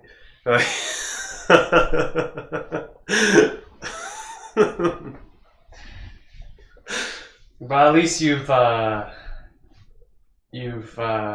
created this identity and this desire from yourself, right? Everything comes from yourself. It's not. No, I don't. I think my parents deserve some credit for. Okay, so you're blaming them for this idea where you never want to do it. But I guess you can't have it. Yeah, we can't have it both ways. Yeah. I don't know. I mean, like, sometimes I wish that I was, like, given a stronger math background because I'm, like, really bad at math. Okay, you're talking relative terms because in the general scale population, you're very good at math. In the general, like, most... Yeah, that makes me worried for humanity, honestly. Okay, but for humanity, most people don't need to know, like... I don't think that's true. I feel like if everybody was endowed with like math powers, the humanity would be much better off. Okay, what do you think is like a baseline of math knowledge that everybody needs to know? Pre-algebra. Dude, if everybody was like Brad level at math, can you imagine how far humanity would go? Like, just like think for a second. Like, bro, we'd have like flying cars. What would be the point of 451? You know those memes? You know those memes with like yeah, like this is what society would look like. This is what society literally would look that's what society would look like. Like we would live in a utopia, you know? Well, I don't know about that. Just because of math, that's not true. I think we just have too many scientists by then. I put Danny Slater out of a job, and there's no need for 451 anymore. Yeah, well, if there's no need, I think that's a pretty damn good world. I think Danny Slater does like bigger and greater things than teach 451. Yeah, I agree. I don't know, man. I feel okay, but what's the baseline? 451 level of math? Okay, well, if you said that's that, not even really math, if you said that I'm better than most people in the world in math, if I was the baseline, I think that would be people would be much better off then. So the baseline is fucking have took pre-calculus, geometry, 3D calculus, linear algebra. Okay, well, first of all, pre-cal is that's like standard high school curriculum. You know that, right? That's like everyone has to take that. Are you sure about that? Yeah, Pre-calculus? Yeah. That's like if you just like do standard high school, you're not in any accelerated anything, you finish at pre-cal. Oh, yeah. Okay, that makes sense. Yeah. So. Okay. Well, pre-calculus. Okay, so that means linear. Also, algebra. I mean, calc is cool and all, right? But I mean, like linear algebra, like propositional logic. Like, dude, if everyone took a discrete math class, can you imagine? What would people were able to reason? Just like logic, the logic stuff. Yeah, just like thinking, Okay. That's like hard, Yeah. People would be more logical, rational. Why do you think that's not like even in a lot of accelerated? Did you have like a discrete math class? That should be part of the high school curriculum, honestly. Yeah, I'm wondering why it's not even really a lot of the time with like IB and AP, like they don't have. I guess it's because you don't need it for engineering. Yeah, that's true. High school is basically geared around getting people ready for an engineering degree. Well, in the math and science. In the math and science department, yeah. Because fuck CS, yeah. Yeah. I think that's gonna kind of like shift, with they're probably gonna change the curriculum with how much more tech everything is now. Yeah, I think so. I think there's gonna be a demand for more CS oriented stuff. Yeah, maybe. And now people, maybe by the time you have children, maybe they'll be learning discrete math in middle school or some shit, I'll make them. Oh, okay. Is that something that you would want for? Is that something that you would do differently with your child compared to how your parents treated you? You'd be more hands-on. Well, I don't know. I feel like make them learn math. I mean, does it really matter what I do? Does it really matter? I guess it does. Yes. Yes. No, I mean, like, aside from, not being a terrible parent, he's not talking about you. It's like really hard to, it's like, we've already talked about this, right? It's not a solved problem. Mm-hmm. So, I don't know. I know, okay, it's not a solved problem, but for you, what do you think? Like, would you, for math, what's your child, even if they're not going to do a math or STEM thing, what is their baseline of, like, they have to know discrete math and linear algebra? If they're not going to do a math or STEM thing? Yeah. I don't know. Actually, that's a good point. Like exactly, if you're going into a profession, if you're going to be a barista, you need to know discrete math and linear algebra. But I think I don't know, man. I feel like there are more nobler pursuits than becoming a barista. Okay. But yeah, okay, fine. That's if you your become a expectation painter, I mean, Leonardo da Vinci was like, Yeah. He studied the human form, right? That was him. Geometry not was all artists important. are like that, I don't think. Well, I don't know. You think Salvador Dali was Salvador Dali, he was like a very intelligent person. You know that, right? He was like. Okay, I was just thinking because his paintings don't seem like very. His paintings are like extremely intricate too. Okay. There's like a lot of detail. No, I was thinking it doesn't seem very like mathematically structured. Because I'm thinking the one painting that I can think of Salvador Dali was that like de memoria, right? It's like the That's melting what it's called, clock. It's called La Persistente. Oh really? Okay. Yeah. The persistence of memory. I didn't know the name. I just know there's a melting clock. Yeah, that's what it's called. I've seen it in person. At Chicago? No, it was in the MoMA. Museum of Modern Art in New York, I think. Mm-hmm. One of the New York museums. Mm-hmm. La persistencia de memoria, as they say in Spanish. Yeah. That's like a pretty crazy painting, And I mean, there's like a lot of technique that goes into that, right? Like you can't I just guess. like paint that, you know. I know, but are you fucking doing linear algebra to paint that? Discrete math, propositional logic. Okay. I have paint here. This implies I need paint there. But yeah, I guess not. But I don't know. I mean, like to reason about your daily life, it helps. You know, like Bayesian reasoning. Yeah, like Julia Gallup. Yeah. Oh my god, that's a name that I haven't heard in a while. Oh shit. YouTube has left her in the doldrums now. We don't. I sometimes still get recommended. Oh, nice. Bayesian thinking. Yeah, I mean, refresh me. What is Bayesian thinking again? You know, you have like you have some perception, right, of how the world should be, right, like some expectation, and then you know, you see some event and like you like very consciously interpret that event by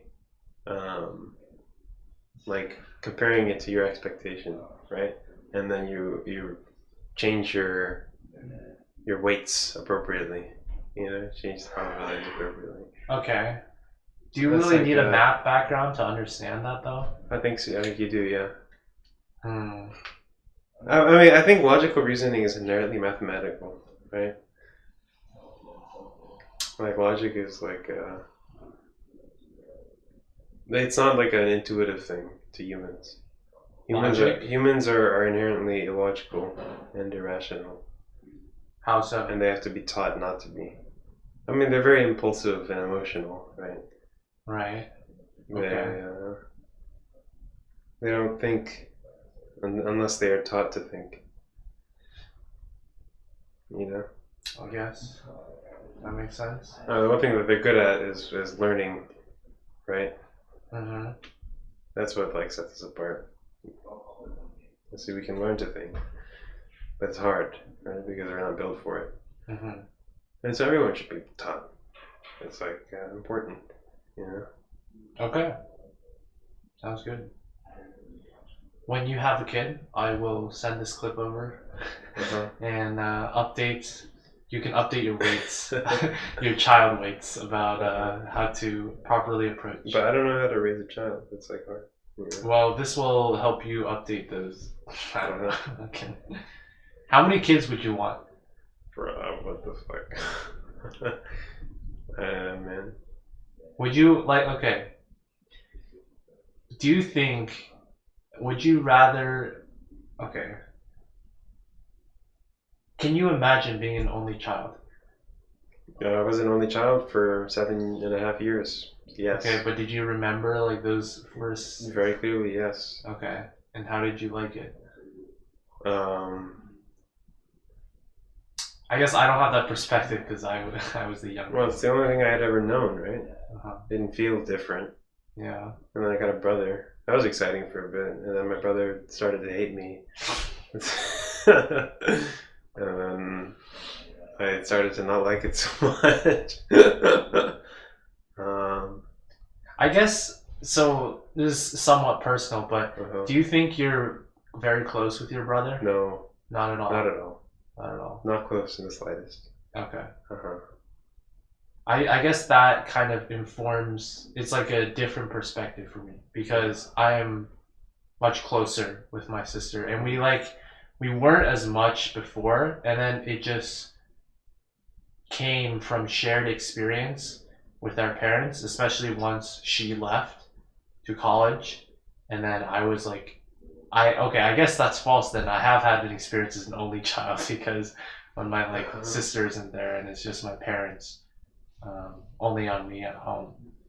And from that experience, I can definitely say that I very much value the relationship that I have with my sister, and that's why I would not want to be an only child, which is why I was asking you if you, since you have like a different experience, that would probably like inform how you would think about the number of children you would want also, because from my perspective, I wouldn't want my child to be an only child.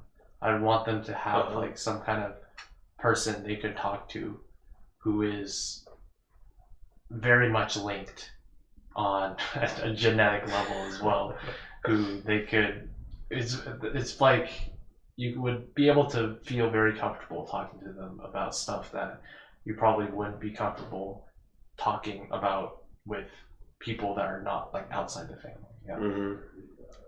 Yeah, I guess you have a different perspective. Well, I guess I got less attention from my parents, right? It's like divided attention since my brother was born. That was kind of nice, honestly. I don't know. And being left alone. Like, I don't know. It's just like, I mean, not like I was abandoned, right? You know, if I needed something, I would ask. But I don't know. It was just like, I don't know. So you have no thoughts? Thoughts? Solo child? If I was an only child, I mean, I would get a lot more attention for sure from my parents. Yeah. Like twice as much. Do you think they spend more attention on your brother right now? Well, obviously. Yeah. When you were both there. I mean, he's like the baby, right? Yeah, he always gets. I mean, he's not like a baby. He's in middle school now. Well, he's the baby, right? Okay, sure. Right.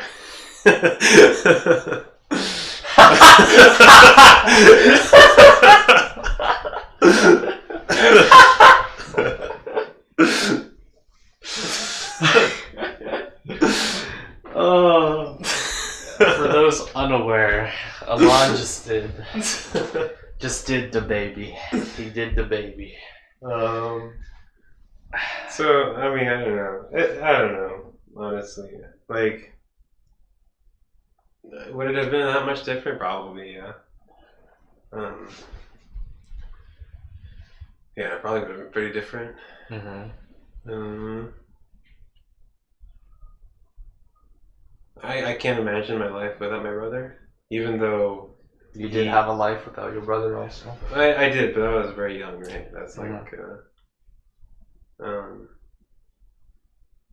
yeah. Even though like I don't interact with my brother at all, ever, pretty much. Like I had very little interaction. We like cannot stand each other. You know, even now, if we're in the same room, we will very quickly not be in the same room.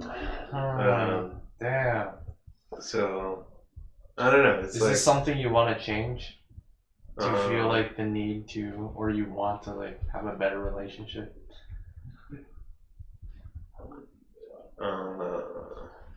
I think that would first involve me having to have an honest conversation with my brother, which sounds impossible. So what prevents that? I don't know. It just seems unnatural, you know. Well, the first step is getting over that first hurdle, yeah. Yeah, I don't know. That sounds like therapy. Maybe it is family therapy. Oh fuck. Yeah, that sounds. That has a different connotation. Yeah. Okay.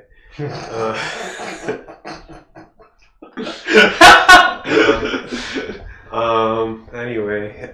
Well, moving on from that. No, I don't know. It's kind of weird. Like, yeah.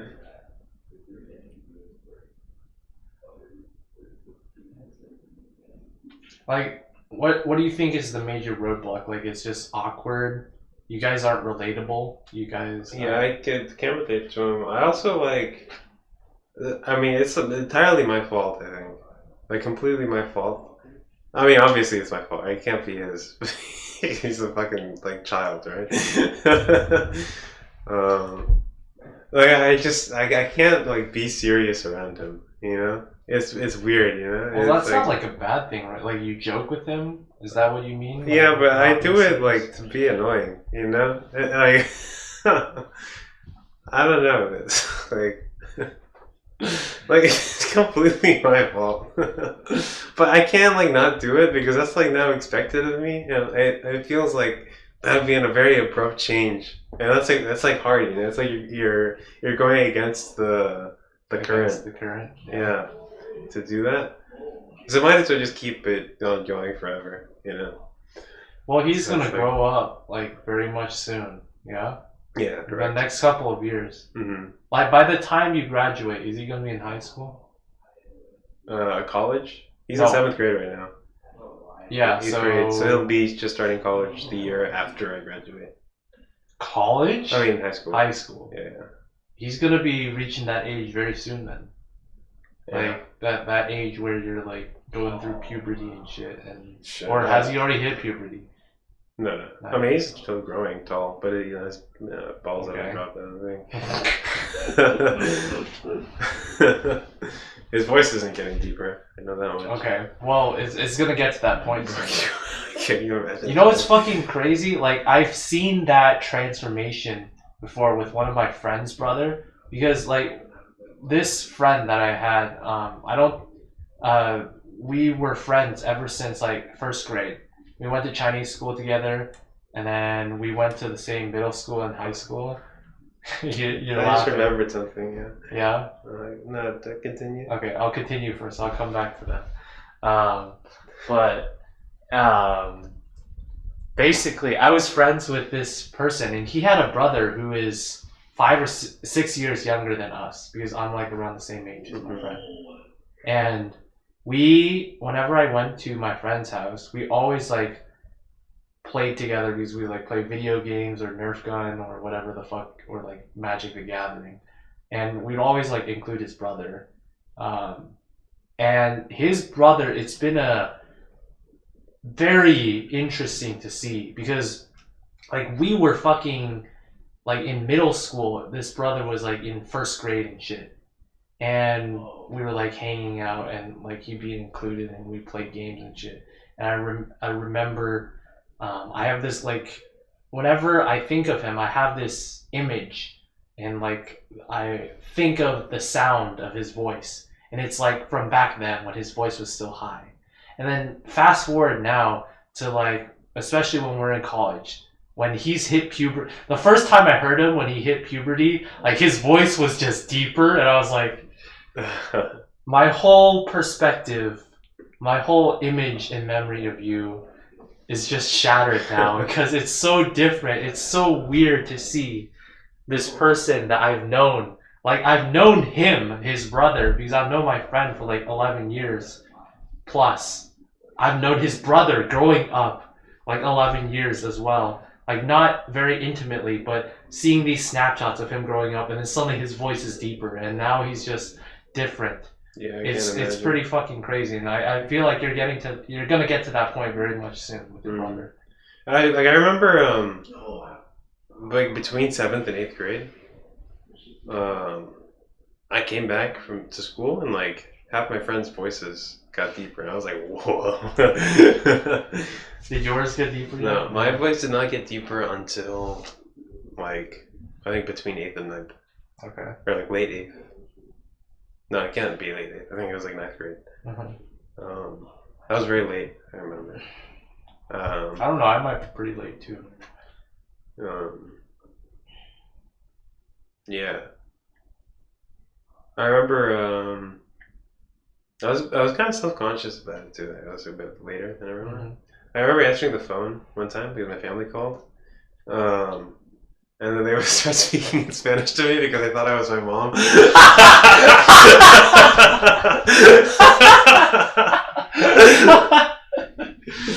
No that was way. really sad, yeah. What? There's no way. That's so fucked. But you know, it happens. I don't think they'll make that mistake now. We'll do that with your brother instead.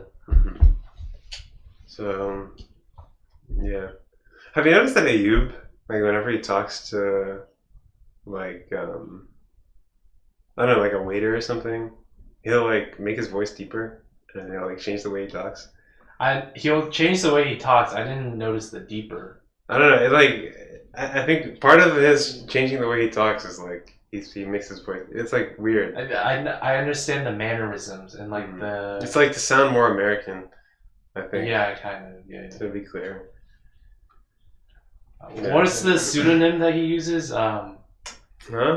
Like he doesn't say a yoop. He said like when we I, went to I, Milkshake Factory. I forgot what was the name. I think now that we've had him on the podcast, I don't think we should give any more information. Okay. Yeah, about his persona. Sure. But yeah, I noticed that he changes some like the vocabulary and the way he speaks. Mm-hmm. I didn't notice the deeper voice, but yeah. You said you had a thought. Was that the puberty thought that you had? Your voice getting deeper. I was talking about my friend's brother, and you're like, you thought of something. You started laughing. Yeah, I don't remember. Shit. Fuck. I told you I would circle back. Oh, I remember now. I don't want to talk about it. Okay, we'll leave it off the podcast. Yeah. Well, there's I think what was the whole topic? It was it came from how many kids you want, man. Yeah, I don't know, bro. Okay, definitely lesson 3. Strictly lesson 3, yeah. Strictly lesson 3. I think. Yeah. All right. That's pretty standard. Yeah. You're. I feel like that's a common sentiment now. A lot of people don't want kids.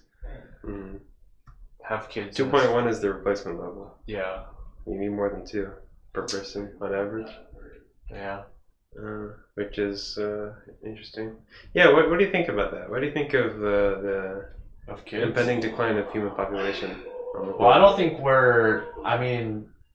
our countries are not hitting the replacement rate. There's still a lot of countries of the globe.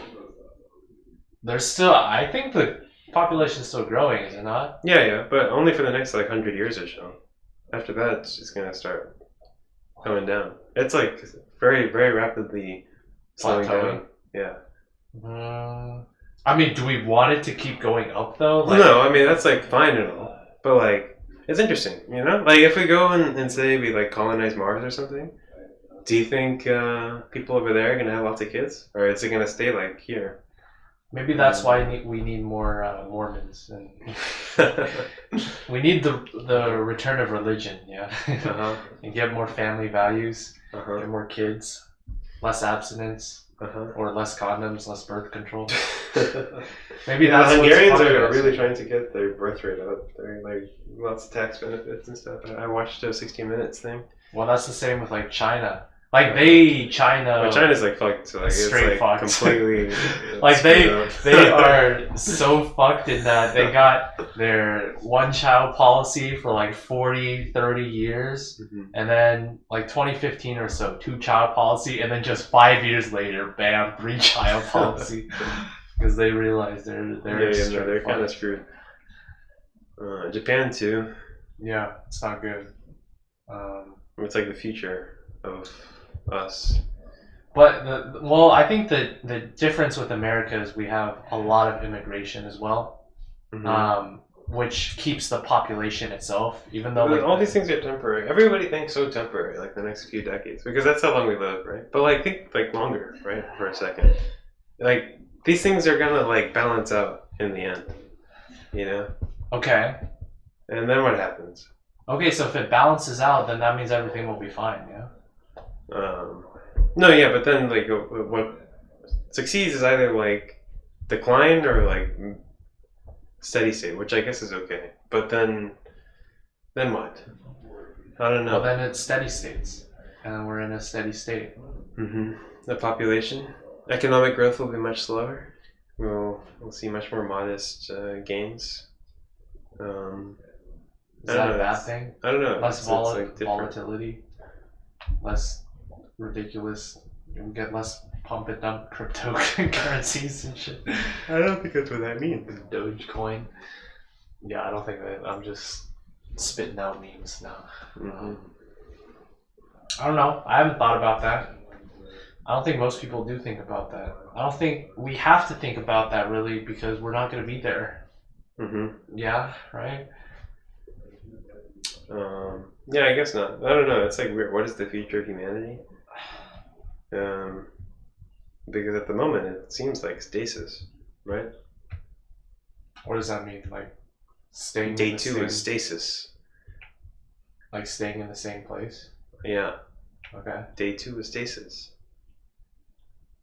You never heard that before? I have never heard that before. Really? Where's that from? You interned at Amazon and you never heard that before? Day 1, every day is day 1 because day 2 is stasis. The catchphrase is a lot catchier with just every day is day 1. You don't need that extra fucking day 2 stasis garbage. Uh-huh.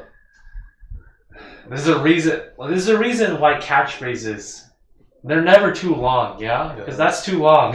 Having another thing after that, you have every day is day 1. That's already catchy. If not kind of stupid. Or is that really stupid? I don't know. Is that really bad? Customer obsession, that's the one that's fucked. Strive to be Earth's #1 employer. Yeah. Well, we'll get to humanity at that point. Speaking of humanity, humanity's problems. Speaking of humanity, it wasn't recent. Like I put this on the topic list like 2 episodes ago, so it's like a month ago. But the good of humanity show itself in my life at some point. There was a shopping trip that I went, and then I was running to catch the bus, and my credit card fell out from my thing. And then I always do a check before I go on like the bus or I'm leaving an area, make sure I have everything, or at least I try to. But I luckily did do it this time, and then I found that I didn't have my credit card, and I was like, what the fuck? And I was like looking around, and I was like, shit, I lost it. And I thought I might have dropped it in the Aldi's, because I went to Aldi's to do grocery shopping. And then across the street, because I like ran across the street to catch the bus, there was like a woman who was like, is your name Patrick? And she had my fucking credit card. Wow. And it was very nice. Very grateful for her that she did it. I'm feeling bad because I really should have given her money. Like I thanked her, but I feel like I could have done more to thank her. I think I did enough. I think she probably didn't expect anything. She probably was satisfied with the feeling that she had done something good, you know. I remember one time I was in Spain, in Madrid, and we were in the Gran Via, right, which is like this big, like major touristy, major road in the middle of Madrid, right? Lots of pickpockets, okay? Lots of pickpockets, you know? They have to be careful. They recommend that you wear your backpack in front of you, you know? And my friend, we're just like, I'm walking with my friend right down the street. And then all of a sudden we hear this guy saying like, "Señor, señor," you know, like, it's like, "Is this your wallet?" And my friend had dropped his wallet in this like middle of this like major like thoroughfare, right? And the Good Samaritan picked up his wallet and gave it back to him. And then the next year we went to Prague and he left his wallet at a restaurant again. And the staff at the restaurant gave him back his wallet. They like ran out the 2 for 2. Two for Good two. Samaritans. Yeah, I was like, around. man, you are lucky. You are a lucky man. Very good.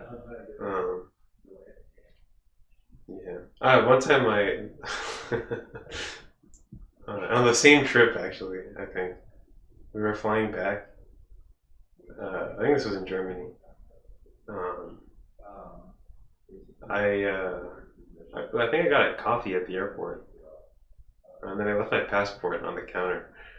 I was like, oh shit, I lost my passport. And I went back and it was still there. I was just sitting there for like 20 minutes. Oh, there's another time. Oh man. Just losing everything. We were in Mexico. in Medellin. Nope, that's in Colombia. That's in Mexico. No, that's actually in Venezuela. We were in, what was it? Mérida. That's what it's called. Mérida, the capital of Yucatan. Yucatan. Mérida. Yucatan. Wait, Medellin? Where is it? Is that actually in Venezuela? Or is it in Colombia? No, I don't know. It's somewhere. I get those two countries confused, man. Colombia's the one that connects to Panama. No, I know that. I get the cities and the countries confused. Okay. Like Bogota and Caracas. Yeah. Caracas. The B is with the C and the C is with the B. What? Anyway, we were taking... We better freshen up when we do our South America trip, yeah? We're not going to go up there. We took a picture with there's like these letters or something. It doesn't really matter in the street. And we didn't want the backpack, obviously, in the picture, so we put the backpack somewhere on some chair. And then we took the picture.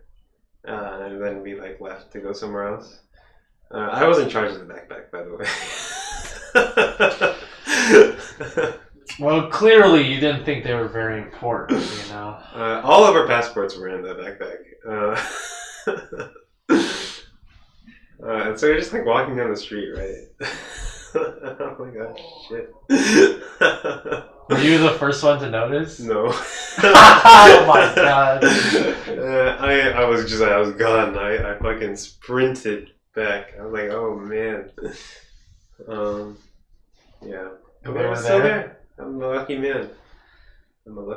You and your friend, man, go lotto. Fucking buy a lottery ticket, you know? Mm-hmm.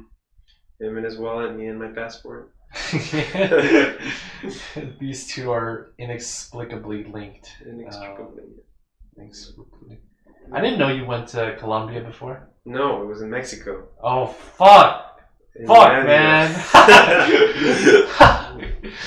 You fooled me! You fucking got me. Shit. You went to Argentina before, right? Yes. That's the sole place. My mom was pregnant with my brother. I was an only child when we went. Damn. This was after they went to New York. Yeah, that is true. Yeah. No more fun afterwards. Actually, they had quite a bit. I mean, I've been to several countries that I don't remember. Yeah. That must have been a few years after I was born, right? Uh-huh. I've been to France, the Netherlands. I feel like there's got to be a minimum age before you start traveling with kids, just for the sanity of other people on the plane. Yeah. Because whenever you bring a baby on the plane, that's just... It's like a ticking time bomb. It's inconsiderate. I was gonna say war crime, but it's not a war crime. It's just very inconsiderate to the other passengers, because surely you know that baby is gonna go off at some point. It's just I think it's kind of funny, when the baby's crying his guts out. You think it's funny. I'm sure holy shit, these guys must be getting so annoying. I'm damn, sure this baby. You're sitting next to him, and you're gonna be the one who is not laughing and who's gonna be very annoyed. I can't sleep on planes anyway, right? Because I'm in then what do you do on time. fucking international flights? You just sit there for 7 hours, 8 hours. Pretty much. Bring lunch. I said pretty much. I don't know. I'll try to read. I don't know. I'm just in constant pain when I'm on planes. It's not fun. Understandable. Planes are not fun. I don't like flying. Yeah, flying sucks. Yeah, it's probably not so bad if you're in business class or first class. I've never been in business class or first class. Me neither. That's the kind of stuff Optiver money will buy you, yeah? Did they not fly you out in good class? No. Also, Optiver was virtual the whole interview. Oh yeah, Optiver was. Yeah. But no, the TFW didn't either. It was, I honestly would have liked that instead of. Well, actually, I don't know. I'm speaking in hypotheticals because I've never been in a 5-star hotel. But would you have wanted like a 4-star? If you could have downgraded to a 4-star hotel but gotten like business class, would you have wanted that instead? I mean, business class from here is like nothing. It's just like a slightly nicer seat. Yeah, I guess. I mean, business class on an international flight, though, that's nice, you know? It's probably like $1,000 more too. Yeah, but I mean, that's when you get like the nice, you know, like you're in like your own little pod, you know, it's like, That's just business class, not even first class? No, okay, first class on like the nice airlines for international flights. Like Singapore Airlines, you know, or like Emirates or whatever, you get like a room. Yeah, it was like a curtain. Yeah. That's the rich boy life that I have no exposure to. Maybe we could have asked that about Ayub. I'm sure he's flown on that at some point. You think so? I think so. Bro, he was just talking about how his friends were pulling up in India 5-star hotels in the shithole. I mean, look at this. This is Singapore Airlines first class. Oh my god. Fucking Air Force One straight double-decker bed. That bed's bigger than my bed at home, man. I have a fucking twin. Or twin XL at home, I think. Wait, I might have a twin. There's a TV. Okay, but you get TVs also, like... No, it's like a flat screen TV. Okay. Well, yeah. Yeah.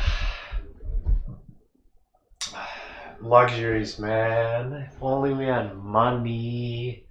Money. Look at it. It looks like a hotel room. It is a hotel room in the sky. So sad. Man, I wish I had money. I think we all wish we had money. I wish I had money. Yeah. Money's nice. If only. Yeah, see, business class, you get like a little pod in there, you get to sit. For $1,000 more. I would not pay that. Even if you were a millionaire. Okay, if I was a million, it's all very relative. Yeah, I mean, I can't like afford it, so. Even if I was like a 6-figure salary person, I don't think I would buy business. Well, 6 figures is nothing, right? Yeah. Like... Oh no, but multiple 6 figures, like 400,000, 500,000. I just don't think that's enough. That's not even like top 1%, you know? Like these seats are meant for like rich people, you know? Well, actually, I guess business class. Well, maybe first class. I mean like the first class, yeah. Yeah. Business class though. Okay. Yeah. Like even business class, I don't know. I feel like business class though. I mean, it's meant for business, right? The company pays for it. Yeah. You know, that's where all the funds go. Yeah. Fucking. Why even though? Like, why is it so important for business people to, I don't know, fucking have is that even true? Do they? I guess it depends on the business, right? And well, I think if like a businessman is traveling all over the place, if they have to pay out of pocket, like, what the fuck? No. Obviously, the company pays for the flight, but I mean, do they pay for a business class ticket? Oh, that seems like an unreasonable expense. Yeah. Well, that's what I'm saying. Like it's called business class, right? What else would it be for? I don't know. I have no clue. Yeah, I don't know. Unfortunate. Well, my dad though. I know they do. I mean, depending on because my dad has flown for business before. He told me about this one time. He flew. He said it's the best plane seat he's ever had, right? Not only was it first class, he was at the very front of the plane on like a 747 seat, like A. Is 747 a double decker? Yeah. Okay. And he was sitting like on top of the cockpit, right? and the window was in front of him.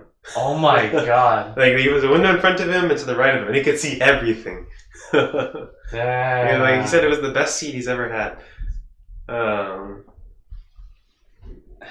Man's living life never like had it. Snowpiercer, just fucking piercing through the sky. My dad has all kinds of stories. Like, yeah. Like, the first, his first job ever was out on an oil rig, right? Yeah. Right after his undergrad. And so they, like, flew him out to somewhere, I think it was Bombay. That was his first time ever on a plane. He was like, whoa. And then he got to the hotel. It was like a 5-star hotel. And he was like, whoa. They would like bring him flowers in the morning and stuff. It was like crazy. What the fuck? And then, he went on a helicopter to the oil rig. And it was like crazy. Mm-hmm. Oh, so this is like off India? Yeah, I think so. Damn. So he actually like worked first before going back to grad school and getting PhD. Mm-hmm. Very respectable. I can't, dude. I'm so done with tests in schools. Yeah. I don't want to ever go back to school again. The thing is, part of my like dream career track at some point is like to become a teacher, I think. Really? Did I never Yeah, tell you did. you? Yeah, you told me. Yeah, so like I'd have to go back to school for that to get like an education, something at some point. Mm-hmm. Yeah, no, actually, I don't think you have to go to school to get an education certification. Yeah, you just want to teach high school? Yeah, probably.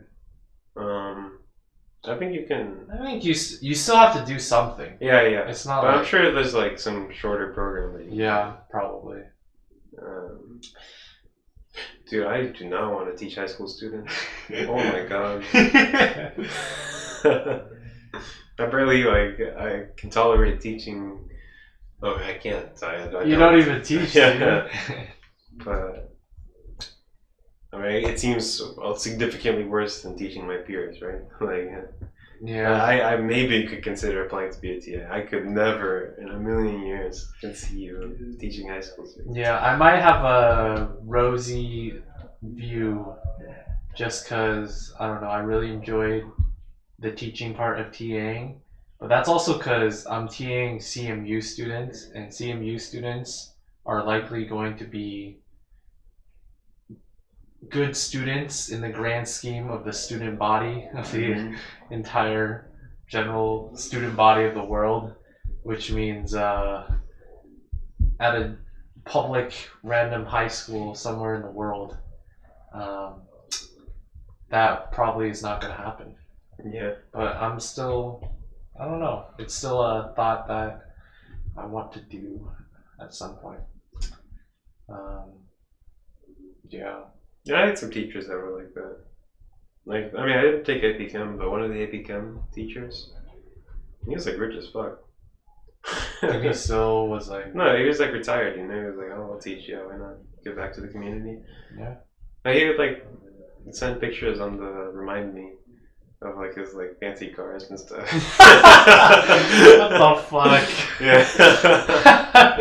Like, yeah, just going out on a Sunday drive. Really? He just say shit like that? I think so. Yeah, stuff like that. Bro, He did not give a fuck, dude. He is a very chill teacher, from what I heard. Yeah. You just said Remind Me. I remember that was like an app or... Yeah. Fucking... I don't think we ever used it, but I've heard of it before. I don't know why. There was another one. My physics teacher. We used Canvas fucking in high school. So. Really? Yeah. We used Google Classroom. See, I can't say the word Google. Did you hear that? I messed up. I saying the word Google. No, you said Google. I said Google. I can't say the word Google. You said that the first time you just said Google Classroom. It was Google Classroom. No, you heard Google Classroom, but I said it wrong. Or maybe you're just... Your brain is... It heard what it wanted to hear. Okay, man. Make your own life harder. Anyway, I've used Canvas though, like the whole time. I think in middle school I used Canvas. I think a microphone can pick that up. This? Yeah. Yeah, I forgot about that.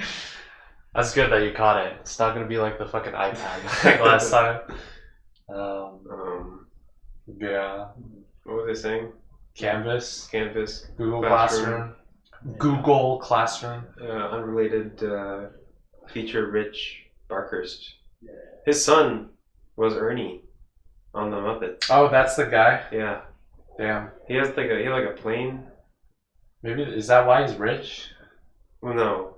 I mean, He he has a plane because he's rich. He has a plane? Oh yeah. Oh fuck! Okay, that's straight rich. Holy shit! No, not like a big plane, like a Cessna, like a little plane.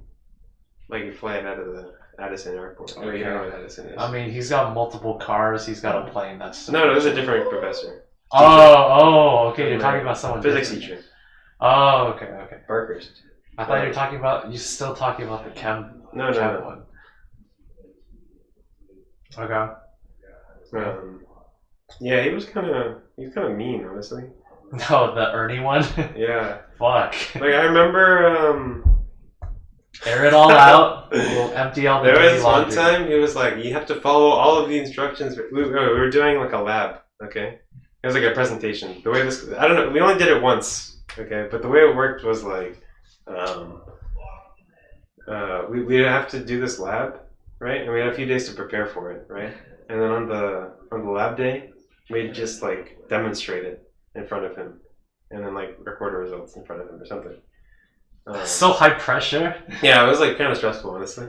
And he was like, "You have to follow all these instructions exactly, right? Or else you'll get docked points, okay? And you have no excuse because it's all written there on the sheet, okay?" And so my time came around or whatever, and I did it or whatever, and then I realized that I forgot to write my name on the sheet. It was like name blank, and then he was like, I heard him. He was like disappointed, What? And I think he was just about to take off points. And I was like, that wasn't a direction.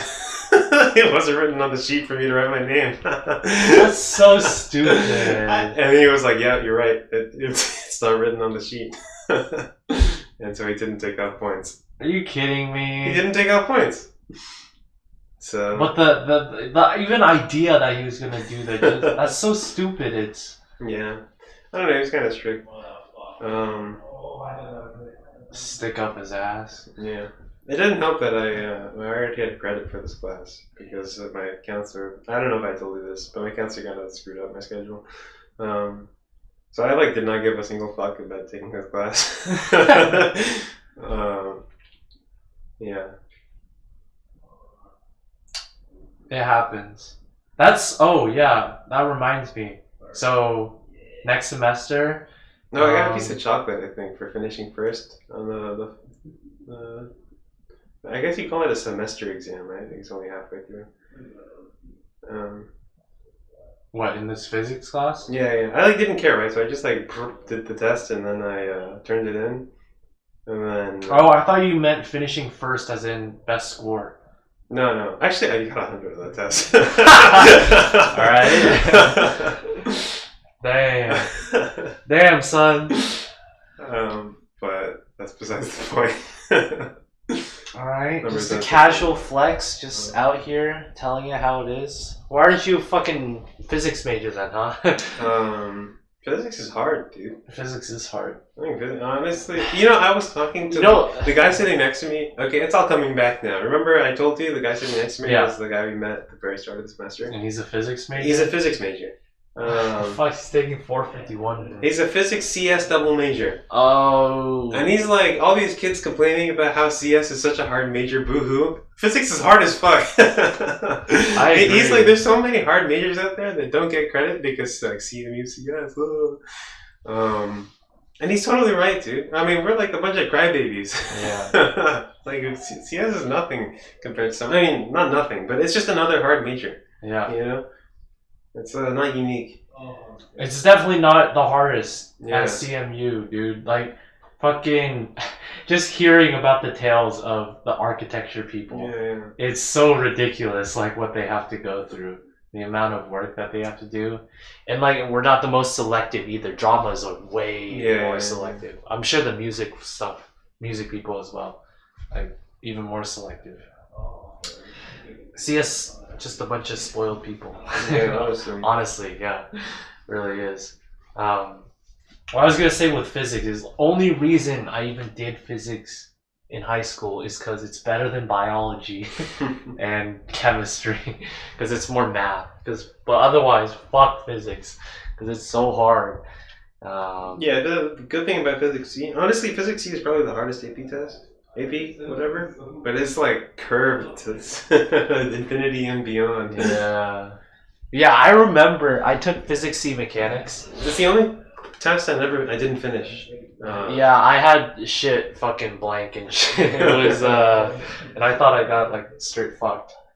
I had to go to a different school. My school only had like stats, A-push, calc, and I don't even remember the last one. A-push, calc. Maybe it was just those three. Oh, and music theory for one. And then they discontinued music theory. My music theory teacher was very good, I remember. Yeah, I liked mine as well. And then he left to go to the new school when it opened up. And then he was very good teacher. Very, very good. He was like a jazz trumpetist. He was plenty of music theory. Yeah. I think what I was saying was I had to go to a different school. I had to go to like so many different schools for all the AP tests I took. Because my school is an IB school, so we only had those 4 that I said, right? And I took a lot of tests. Just to pad that, the college apps. I took outside, I took Physics C and Chem and Chinese and I think I had one more, but I don't remember what it was. Are we listing these out? Huh? Are we doing like a dick measuring contest right now? You're gonna win because the stories you have of people taking AP at your school is kind of ridiculous. I'm sure you've taken more than me as well. But compared to my peers, because again, my high school was not the most competitive. It was a lot. For Chinese, that's the 8th one. Chinese. That one I had to go to fucking Canby, which is in Washington. You had to go to a different state? Yeah, because it's because like nowhere that was taking was administering the test, and it's because one of our kids that was in the same class as me for Chinese school. He went to that Canby school. He had to drive there every fucking Sunday, dude, for Chinese school. What ridiculous. Like an hour drive, all the way to fucking Canby, Washington. Mm-hmm. And that's where I took the Chinese exam. Yeah, that's that. Why did I bring this up? I brought it up. You talked about messed up schedule. I just remember the connections because this semester, I just remembered that. Well, I'm on OS now, so I guess we're gonna do that next semester. Get fucked with that. But also, when I was not on OS yet, I originally had to fill up 36 units, right? And I had 2 12-unit classes and 1 9-unit class, so I needed a 3-unit thing. I initially had a Stuco, which was Call of Duty Zombies. But then I realized that shit was like at Monday night, fucking 9 or 8 p.m. I was like, I don't really want to do that. You should have taken glass blowing. Okay, but that's like a $300 investment. You know what I could buy for $300? That covers a business class ticket to nowhere. That covers multiple, like 2 months of food. There's that right there. It's a lot. Yeah. So, it could be more than 2 months. with how I was stretching out dollars this semester. Either way, the other class I had, I think it was Tom Cortina. He sent out like a bunch of drama classes, right? That were still looking for spots, and I registered for one. It's like called Improv in the Workplace. It's 3 units, so that's why I registered for it. Improv in the Workplace. I have no clue what the fuck. I mean, it's 3-unit class, so I'm guessing you don't have to really do anything. But like their description of the course was like, learn to improve your communication skills through improv. And then like part of the assignments was like the final assignment is you have to do a live improv show at the end. And like you have to go to improv shows throughout the semester. Improv is hard. I know, that's why I was like thinking I'm still registered to it because I needed it for the 3-unit. Now that I have OS, I could drop it. Well, I'm thinking of still taking it. Spots? Well, I had to go on the wait list. Oh. But I'm sure you can go on the wait list. Like, there's no one on the wait list. I was like the only person, and then they just got me in. So I think you could get in if you want. You want to get in? Yeah, you want to? I kind of want to take a real class, another one, like another history or philosophy or something. Okay. Yeah, I feel like I don't know. I might try it out. I don't know if I'll drop it yet. I might just go to the first class and then drop it if it really sucks, but maybe I'll take it. It's interesting. Improv in the Workplace. Yeah. I'll be the boss. You'll be the employee. So it's your manager. I'll be the boss. You can be the employee. Let's role play. Time for role play. Here we go. You know what's about to happen. Could be into that, All right. Let's wrap it up. I think the last thing I was gonna say. This is the season finale, and I had the grand plan for the show was that we were gonna at some point over winter break do one. Just as I don't know, some kind of winter break or Christmas special or New Year's special, some kind of thing like that. But I'm rethinking about doing that because I tried to do that with Thanksgiving and look how that one turned out. So this one we might just have a break for winter break. We'll see.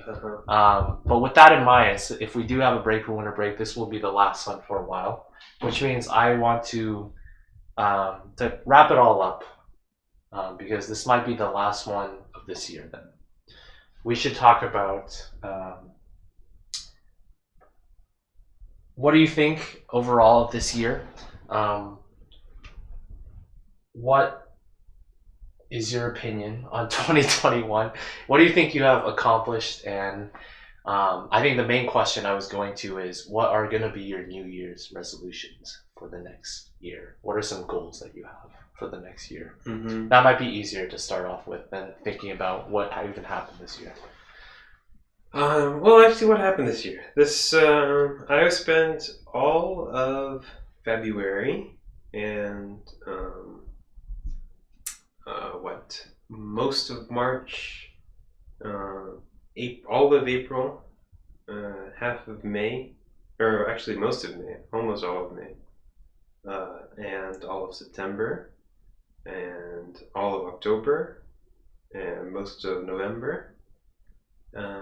And a little bit of December away from home. This is the first year that I've spent more than half the year away from home in my life. It was supposed to be 2020, but shit happens. Shit happens. So that's actually kind of crazy to think about, Being away from home. I had my first real internship, had my second less real internship. I think it's just as real. Yeah. Well, yeah. Then really you could say it was your first job, could you say? Yeah, I mean that's not really true, right? Like the summer before you got paid also. Yeah, Or whatever that technically, you but did. technically got paid. Yeah, barely. I've heard. I mean, I did pretty much nothing over there too. But that's because I didn't know anything. All right. Yeah, lots of stuff happened this year. I mean, towards the end, I did pretty much nothing, but it started off pretty eventful. Mm-hmm. Yeah, it's kind of crazy.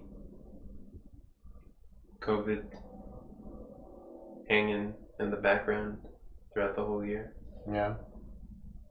Can't believe we're actually doing. It's already wrapping up, huh? This year. Yeah. 2022. More than halfway done with college. Mm-hmm.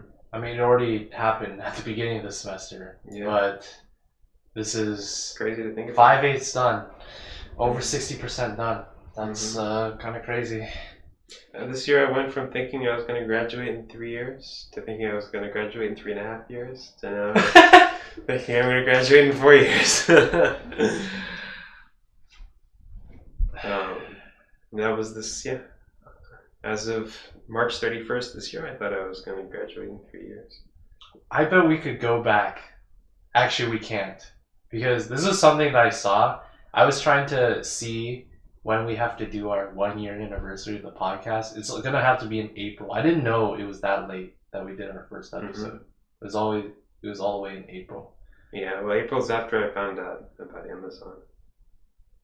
I know exactly when I found out about Amazon because it was April Fool's Day, and I thought it was a joke. Yeah, but it turned out not to be. Mm-hmm. Which is kind of crazy. Resolutions. Resolutions never work, right? I know. Okay, but what are some goals? Some goals. Well, I'll say some nice to haves maybe. Okay. I'd like to read more. Percy Jackson? No. Right? I would really like something meaningful, you know? What do you mean Percy Jackson can be meaningful? No, that's like... dribble. Yeah. I don't know, like nonfiction. Do you have anything in mind? No. Okay. Do you want to set a goal of, like, you want to read more? How about make it concrete? Yeah. One book? One book per? I don't know. Set your own goals. We'll see this. You'll listen to this. Well, you won't, but maybe I'll bring it up again a year from now. That's hard. Man. Reading is hard. It takes time. I'm a very slow reader. I told you that, right? Yeah. So set some realistic goals. Yeah. What you could do, what you can achieve. I could also get Audible. You know, listen to it. Listen like on the way to school and stuff. That's like, yeah. Realistic goal. I don't know. One book. I mean, it depends on the length of the book, right? Maybe I should set something more, like not a quota, you know, like 30 minutes every day or something, you know, like that, instead of a number of pages. Okay. Or something. Oh yeah, I guess. I don't know. Things that I'd like to get better at.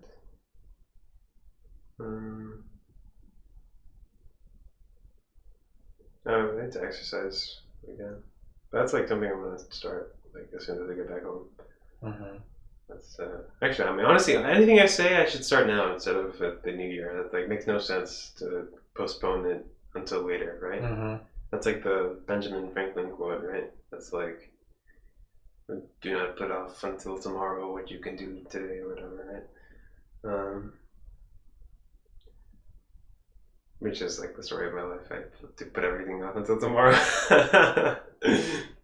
If it can be done today, it can be done tomorrow too. Might as well. I don't know.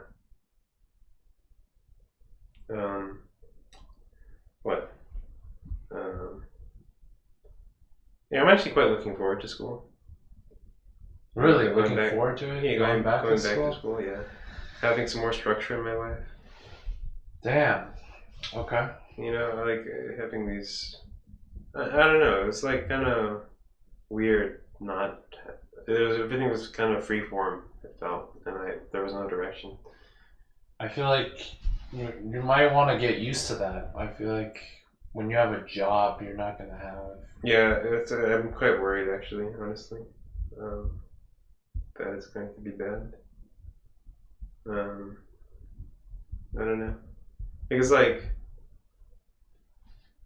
in the real world, things just kind of keep happening, you know, and deadlines are, you know, they're just kind of. It's not like school, you know. It's like no less structured. Mm-hmm. There's no start and end. Yeah, It's continuous. I really like structure, which is bad. I like, yeah, I don't know. Have I ever told you that I feel like a natural born follower? Yeah. Yeah. And like I live in a world that's it comprises its leaders. And the expectation is that you become a leader, right?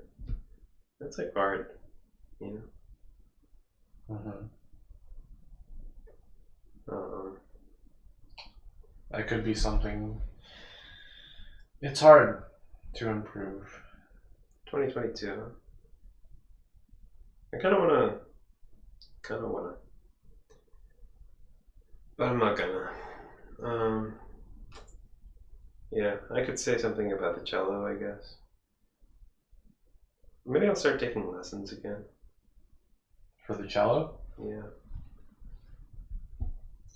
During the school year? Yeah. You can do that? What do you mean you can do that? But like, who would teach you? There's teachers everywhere, dude. Okay.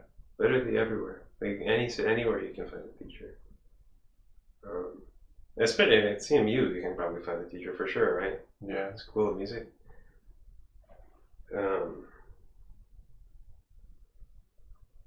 Yeah. I mean, yeah, because I'm kind of, my skills have regressed quite a bit. I mean, I was never good to begin with, but now I'm like really bad. You know? What do you mean, your fifth chair? Yeah, I kind of just sat there. That's just like where I sat. So the only reason I sat there is because the original fifth chair stopped showing up to. Well, you were a natural born plug to fill in the gap. Uh-huh.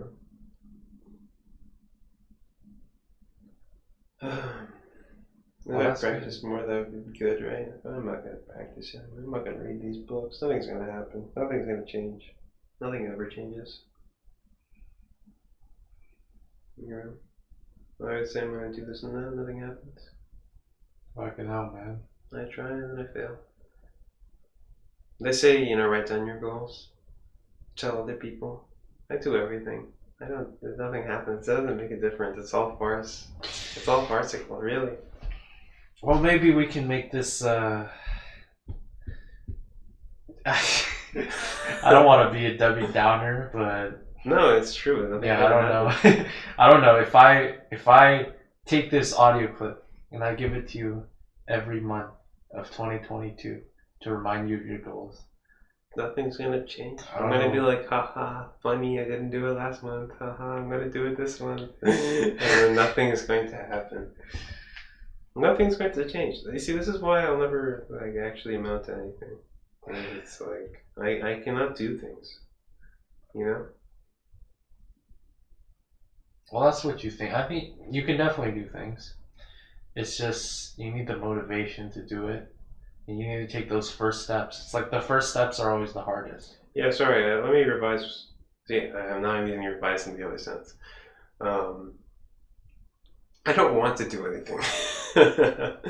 You know? It's like no desire. Yeah, you need the motivation. Yeah. That's only gonna come from yourself. Sure. Okay, what do you want to do 2021? For me? Fuck. For 2021. 2. 22. Fuck. You fucked me up. Shit, bro. Well, for me, there's a couple things. I was planning over winter break. So, in like 5 weeks. Though I don't think this is going to be attainable now that I have plans at the end of winter break.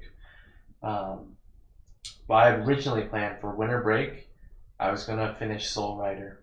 You heard it here first. But I'm going to temper it just by saying, since I have other plans for the later part of winter break, it's going to cut down at least like a week and a half.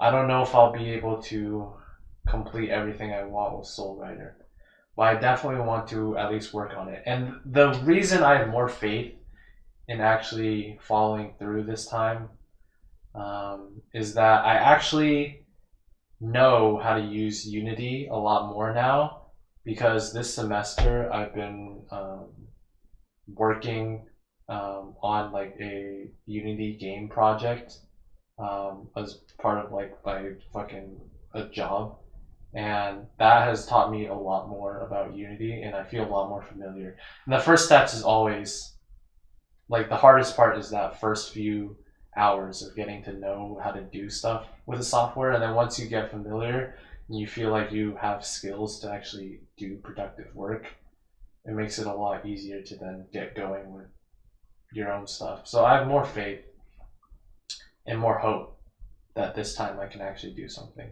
with Soul Rider and get a lot of stuff done. But that's just for this winter break. But definitely by the end of 22, I should have that finished then. Which we'll see. I have high hopes. Overall, some other stuff. This is more of just thinking of like the next semester, but I have a couple goals. The first one is doing more casting and production again for TF2, which is something that I did more in, I think, sophomore year. I did like casting for the competitive games that happened, where like people play games and I talked over the mic. And I want to do more of that, as well as going into production. Production means like being the one in the, like the streamer, the one who directs the cameras and like is in the game and showing everything that's happening. I did learn a little bit about how to do that, and then at the beginning of the semester, and then the semester got so busy that I was never available to do any of the games this season. So it might be the same for next season, given that we're taking OS, which is not a good sign, but hopefully it can be a little bit better, and I can do at least one or two things with that. Another goal, which is much more attainable, and this is a continuation from this semester, is I'm hoping by the end of next semester, I'll be able to bench the 45, 135. We call that one plate. 40, yeah, one plate. Yeah, I'm getting close to being able. So I've been more regular going to the gym than you have, and I've been able to get to 32.5 on each side. Okay. And like 5. 5 by 5? Yeah. Well, okay, so 5 by 5, so I do like 25, 30, and 32.5. Okay. So I need to go to the gym. You're gonna pass me, dude. I'm not that good yet. But I want to be able to get to at least like 5 of 45 by the end of... I think I could do that by the end of 2022. End of 22. Dude, this is like... you're gonna get that in like 6 months. Not even like 2 months. Like if you really wanted to, you could do it in like a couple months. Maybe. So my goal, like I think the most realistic goal is by the end of next semester, I want to be able to get that. So that's another goal. and hopefully I can keep up. I've been pretty consistent, I think, these past few weeks. Are you gaining weight? Do you plan to gain weight? I don't have any. I don't have a scale or anything. That would probably help, yeah. I don't know. I don't eat enough. Hopefully that'll be better next semester too. Oh yeah, that could be another thing. Do better budgeting, because I kind of blew all the money at the start, and then I was like fucking doing rationing later on this semester.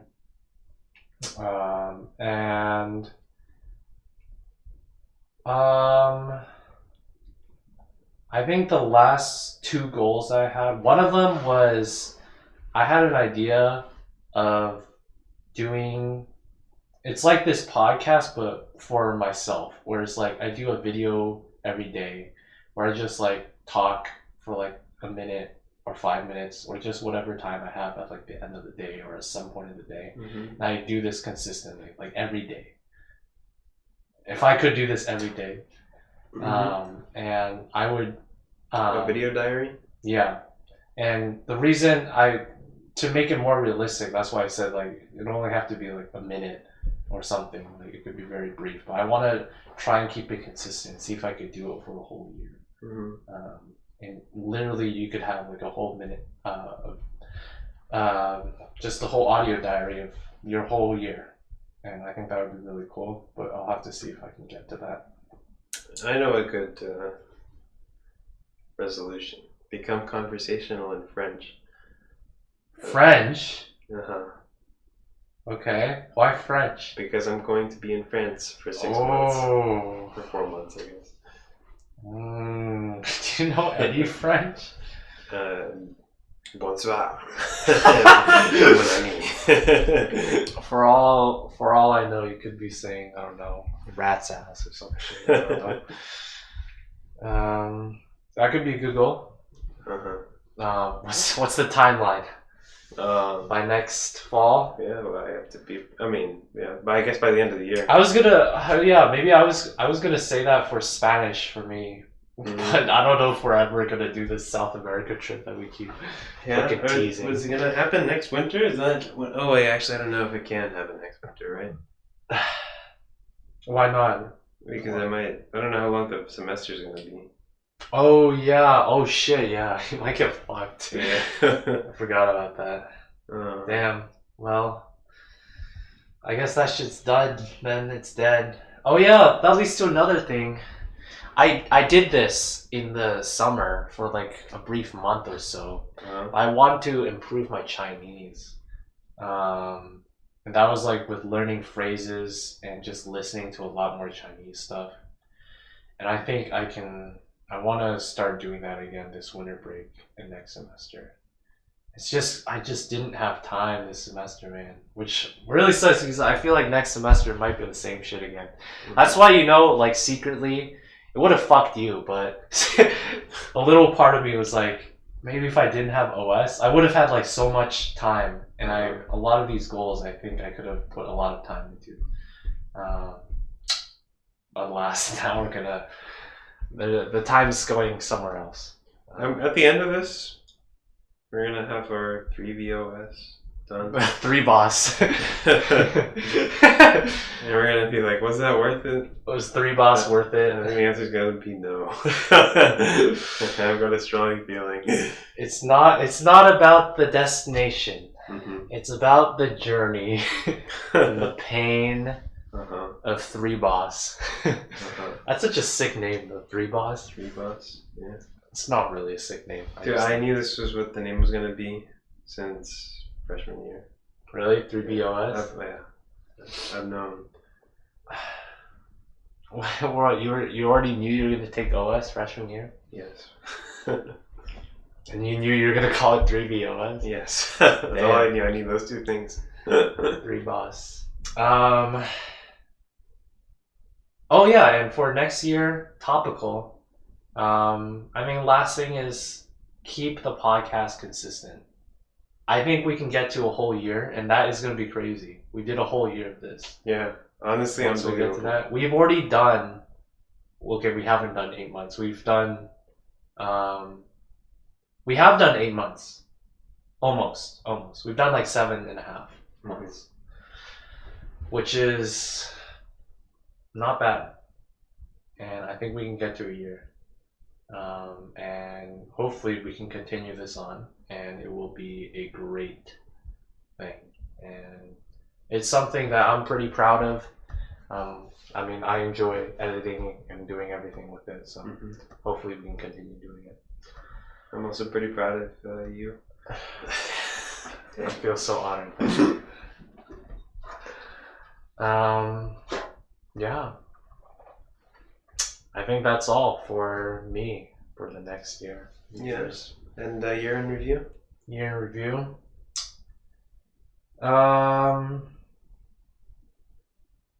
What can I say? I can say well, I think topical again. I'm really glad that I came up with the idea and we actually started the podcast all the way back in April. I'm glad we did it and we've kept at it. I also think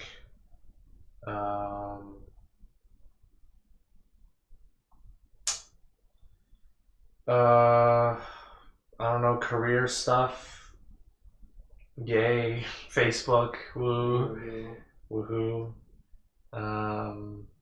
This semester got through it. This semester was actually, I think, the toughest semester I've had yet. Yeah, me too. Just kidding. I'm not kidding. I think it was my toughest semester. Definitely in terms of grade, it was my toughest semester. I might be having 2 Bs, maybe even a C. We'll see how it goes. Hopefully, I think the most realistic is I'll have 2 Bs, 2 As. So, dude, it could have been 3 Bs. It still could be, you know. It's not out of possibility, but it was the roughest semester, and I don't know if it'll get easier or better next semester. Don't worry, you got me for OS. Yeah, then I have graphics too. I've got a stellar record on group projects. At least it's only 3 classes. I don't know, it's always hard to do these years in review. Like, what did I really accomplish? I can say, I mean, there's some stuff that I did. Oh, yeah, I guess I'll mention this because it was a topic on the list as well. I did get my achievement. I started this in high school when we had our Chromebooks, and I would waste my time away in Spanish class playing 2048 and getting high scores and trying to build the biggest tile I can. And I can say that an accomplishment for this year. I have achieved the highest possible tile of 1-3. Fuck, I don't even know the number. It's a power of 2 that's very big. I've done it. Did it, finally did it. I even posted it on my channel. Oh yeah. 13107-2. That's what it is. You can't get any bigger than that? It's impossible in the base game because you have 16 squares. You got 131,702. You got the 65,000, 32,000, 16,000, and then 8,000, 4,000, 2,000, 1,000, 512, 256, 128, 64, 32, 16, 8, and then 4. And you need 2 in a row to make a bigger tile. So if you have all of these, you can't have 2 in a row because the only things that spawn are 4s and 2s. So if the last one's a 4, it's impossible to get the highest one, which means I have achieved the highest possible in the base game with a 16x16 board. How many people have done that? Probably, I don't know, who the fuck wastes their time doing this? It took a while, you know. It took over a week for this. But I did do that. Was it worth it? No. So I spent time that I should have done 451 studying. Who cares? And that's your prime accomplishment for 2021? That would be really sad if it was. I mean, I did also... Honestly, it's more impressive than anything I've done this year. I did do animation earlier in the year. That's also on my YouTube channel. I'm pretty proud of that one. That was a really good passion project I did in like a month or so, and completed it out with the kind of more or less the vision that I had at the beginning. So I think that was a good work, good accomplishment. And yeah, I think that's the main things. I can't really think of what else I did. Um, oh, another fucking goal that I have for the next year. There was this thing that I started earlier this year. I wanted to do like after reading a lot of like fiction books and reading some like novels and shit, I was like, I bet I could do that. And I started writing, and I wrote like a couple thousand words for a story. This was in the summer. I have not added anything else this semester, but augmenting that and continuing that story that I started for this next year. That'll probably be a goal. Probably just keep working on that and see how that goes. Yeah, I didn't know that. Yeah, I actually haven't really told anyone yet because you should tell and send it to me. no. I can. I'm definitely not at that stage yet where it's gonna be shareable. Uh-huh. I don't think I'll share it for a long while. So I have a friend that's writing a book. yeah, he's written a lot. what's the book like? It's like a fantasy novel. Okay. Yeah, he's very secretive of it. Have you read any of it? Yeah, I've read the first 2 pages of the epilogue. I mean, of the prologue, rather. And then he very quickly privated it again, and then said he'll reshare it after he's done with this next revision. He's like on his like I understand 10 millionth draft already. I mean, he's written. I mean, he's like into the second book already. He's like writing. He's got like a whole universe planned out. Everything. He's written the whole first book already. He's like on his like bajillionth draft.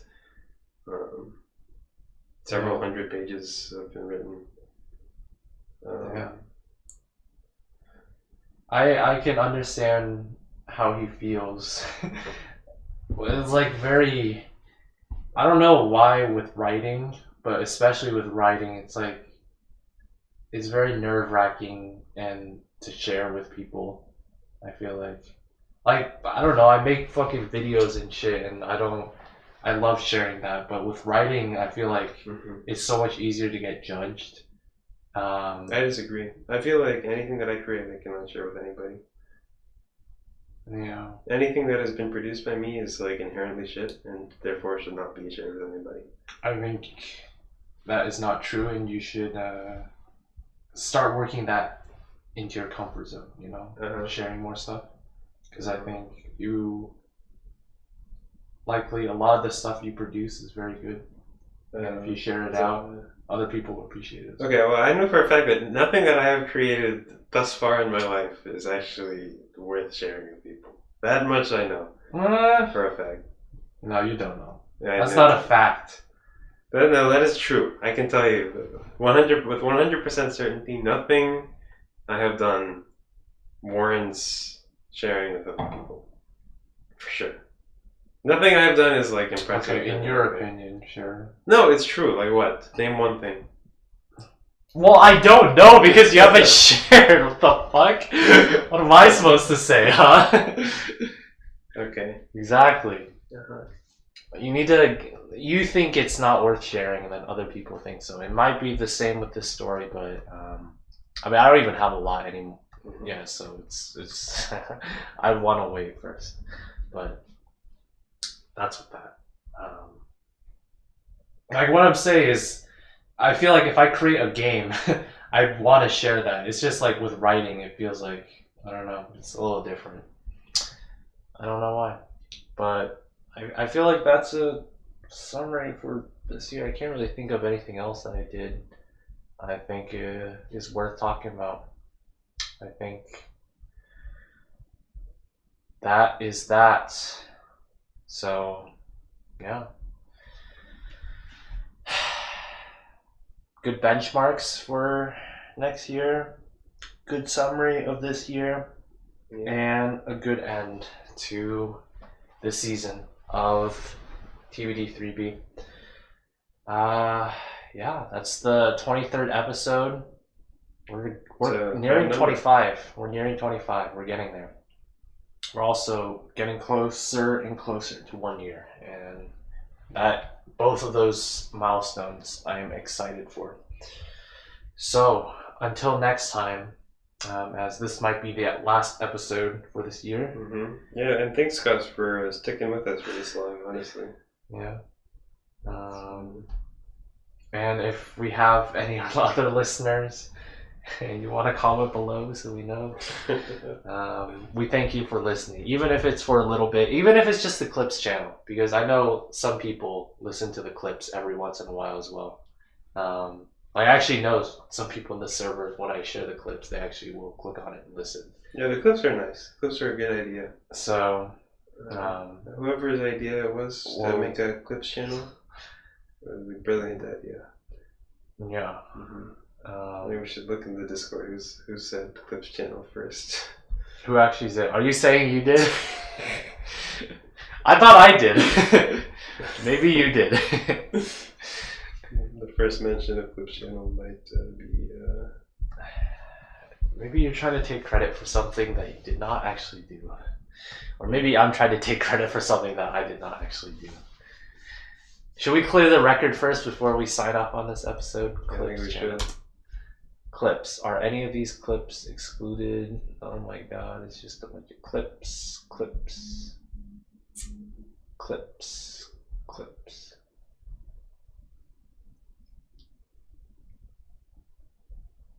Oh, I think I did first. Yeah, when?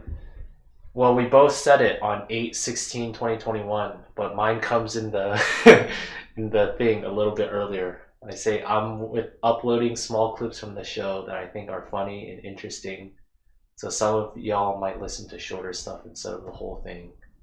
And then you said right afterwards we could make a clips channel. Okay, I think clips channel. I think that's a bit more formal. Semantics. I think that's a bit more formal. I think the general idea. That's me first. No, but you were posting them. Look, you were posting an MP3 file in the Discord channel. That's like completely different. That's like completely different. That's the idea of clips first. No, I think I clips uploading channel. short snippets of the thing. You know? Either way. It was a joint idea. The few things that are joint in this podcast. What a great way to end it off. Okay. Thank you, everybody. Season 3 finished. Good night. 2021 finished. See you later, alligators to Mr. Goosenator. Bye. Bye. Bye-bye.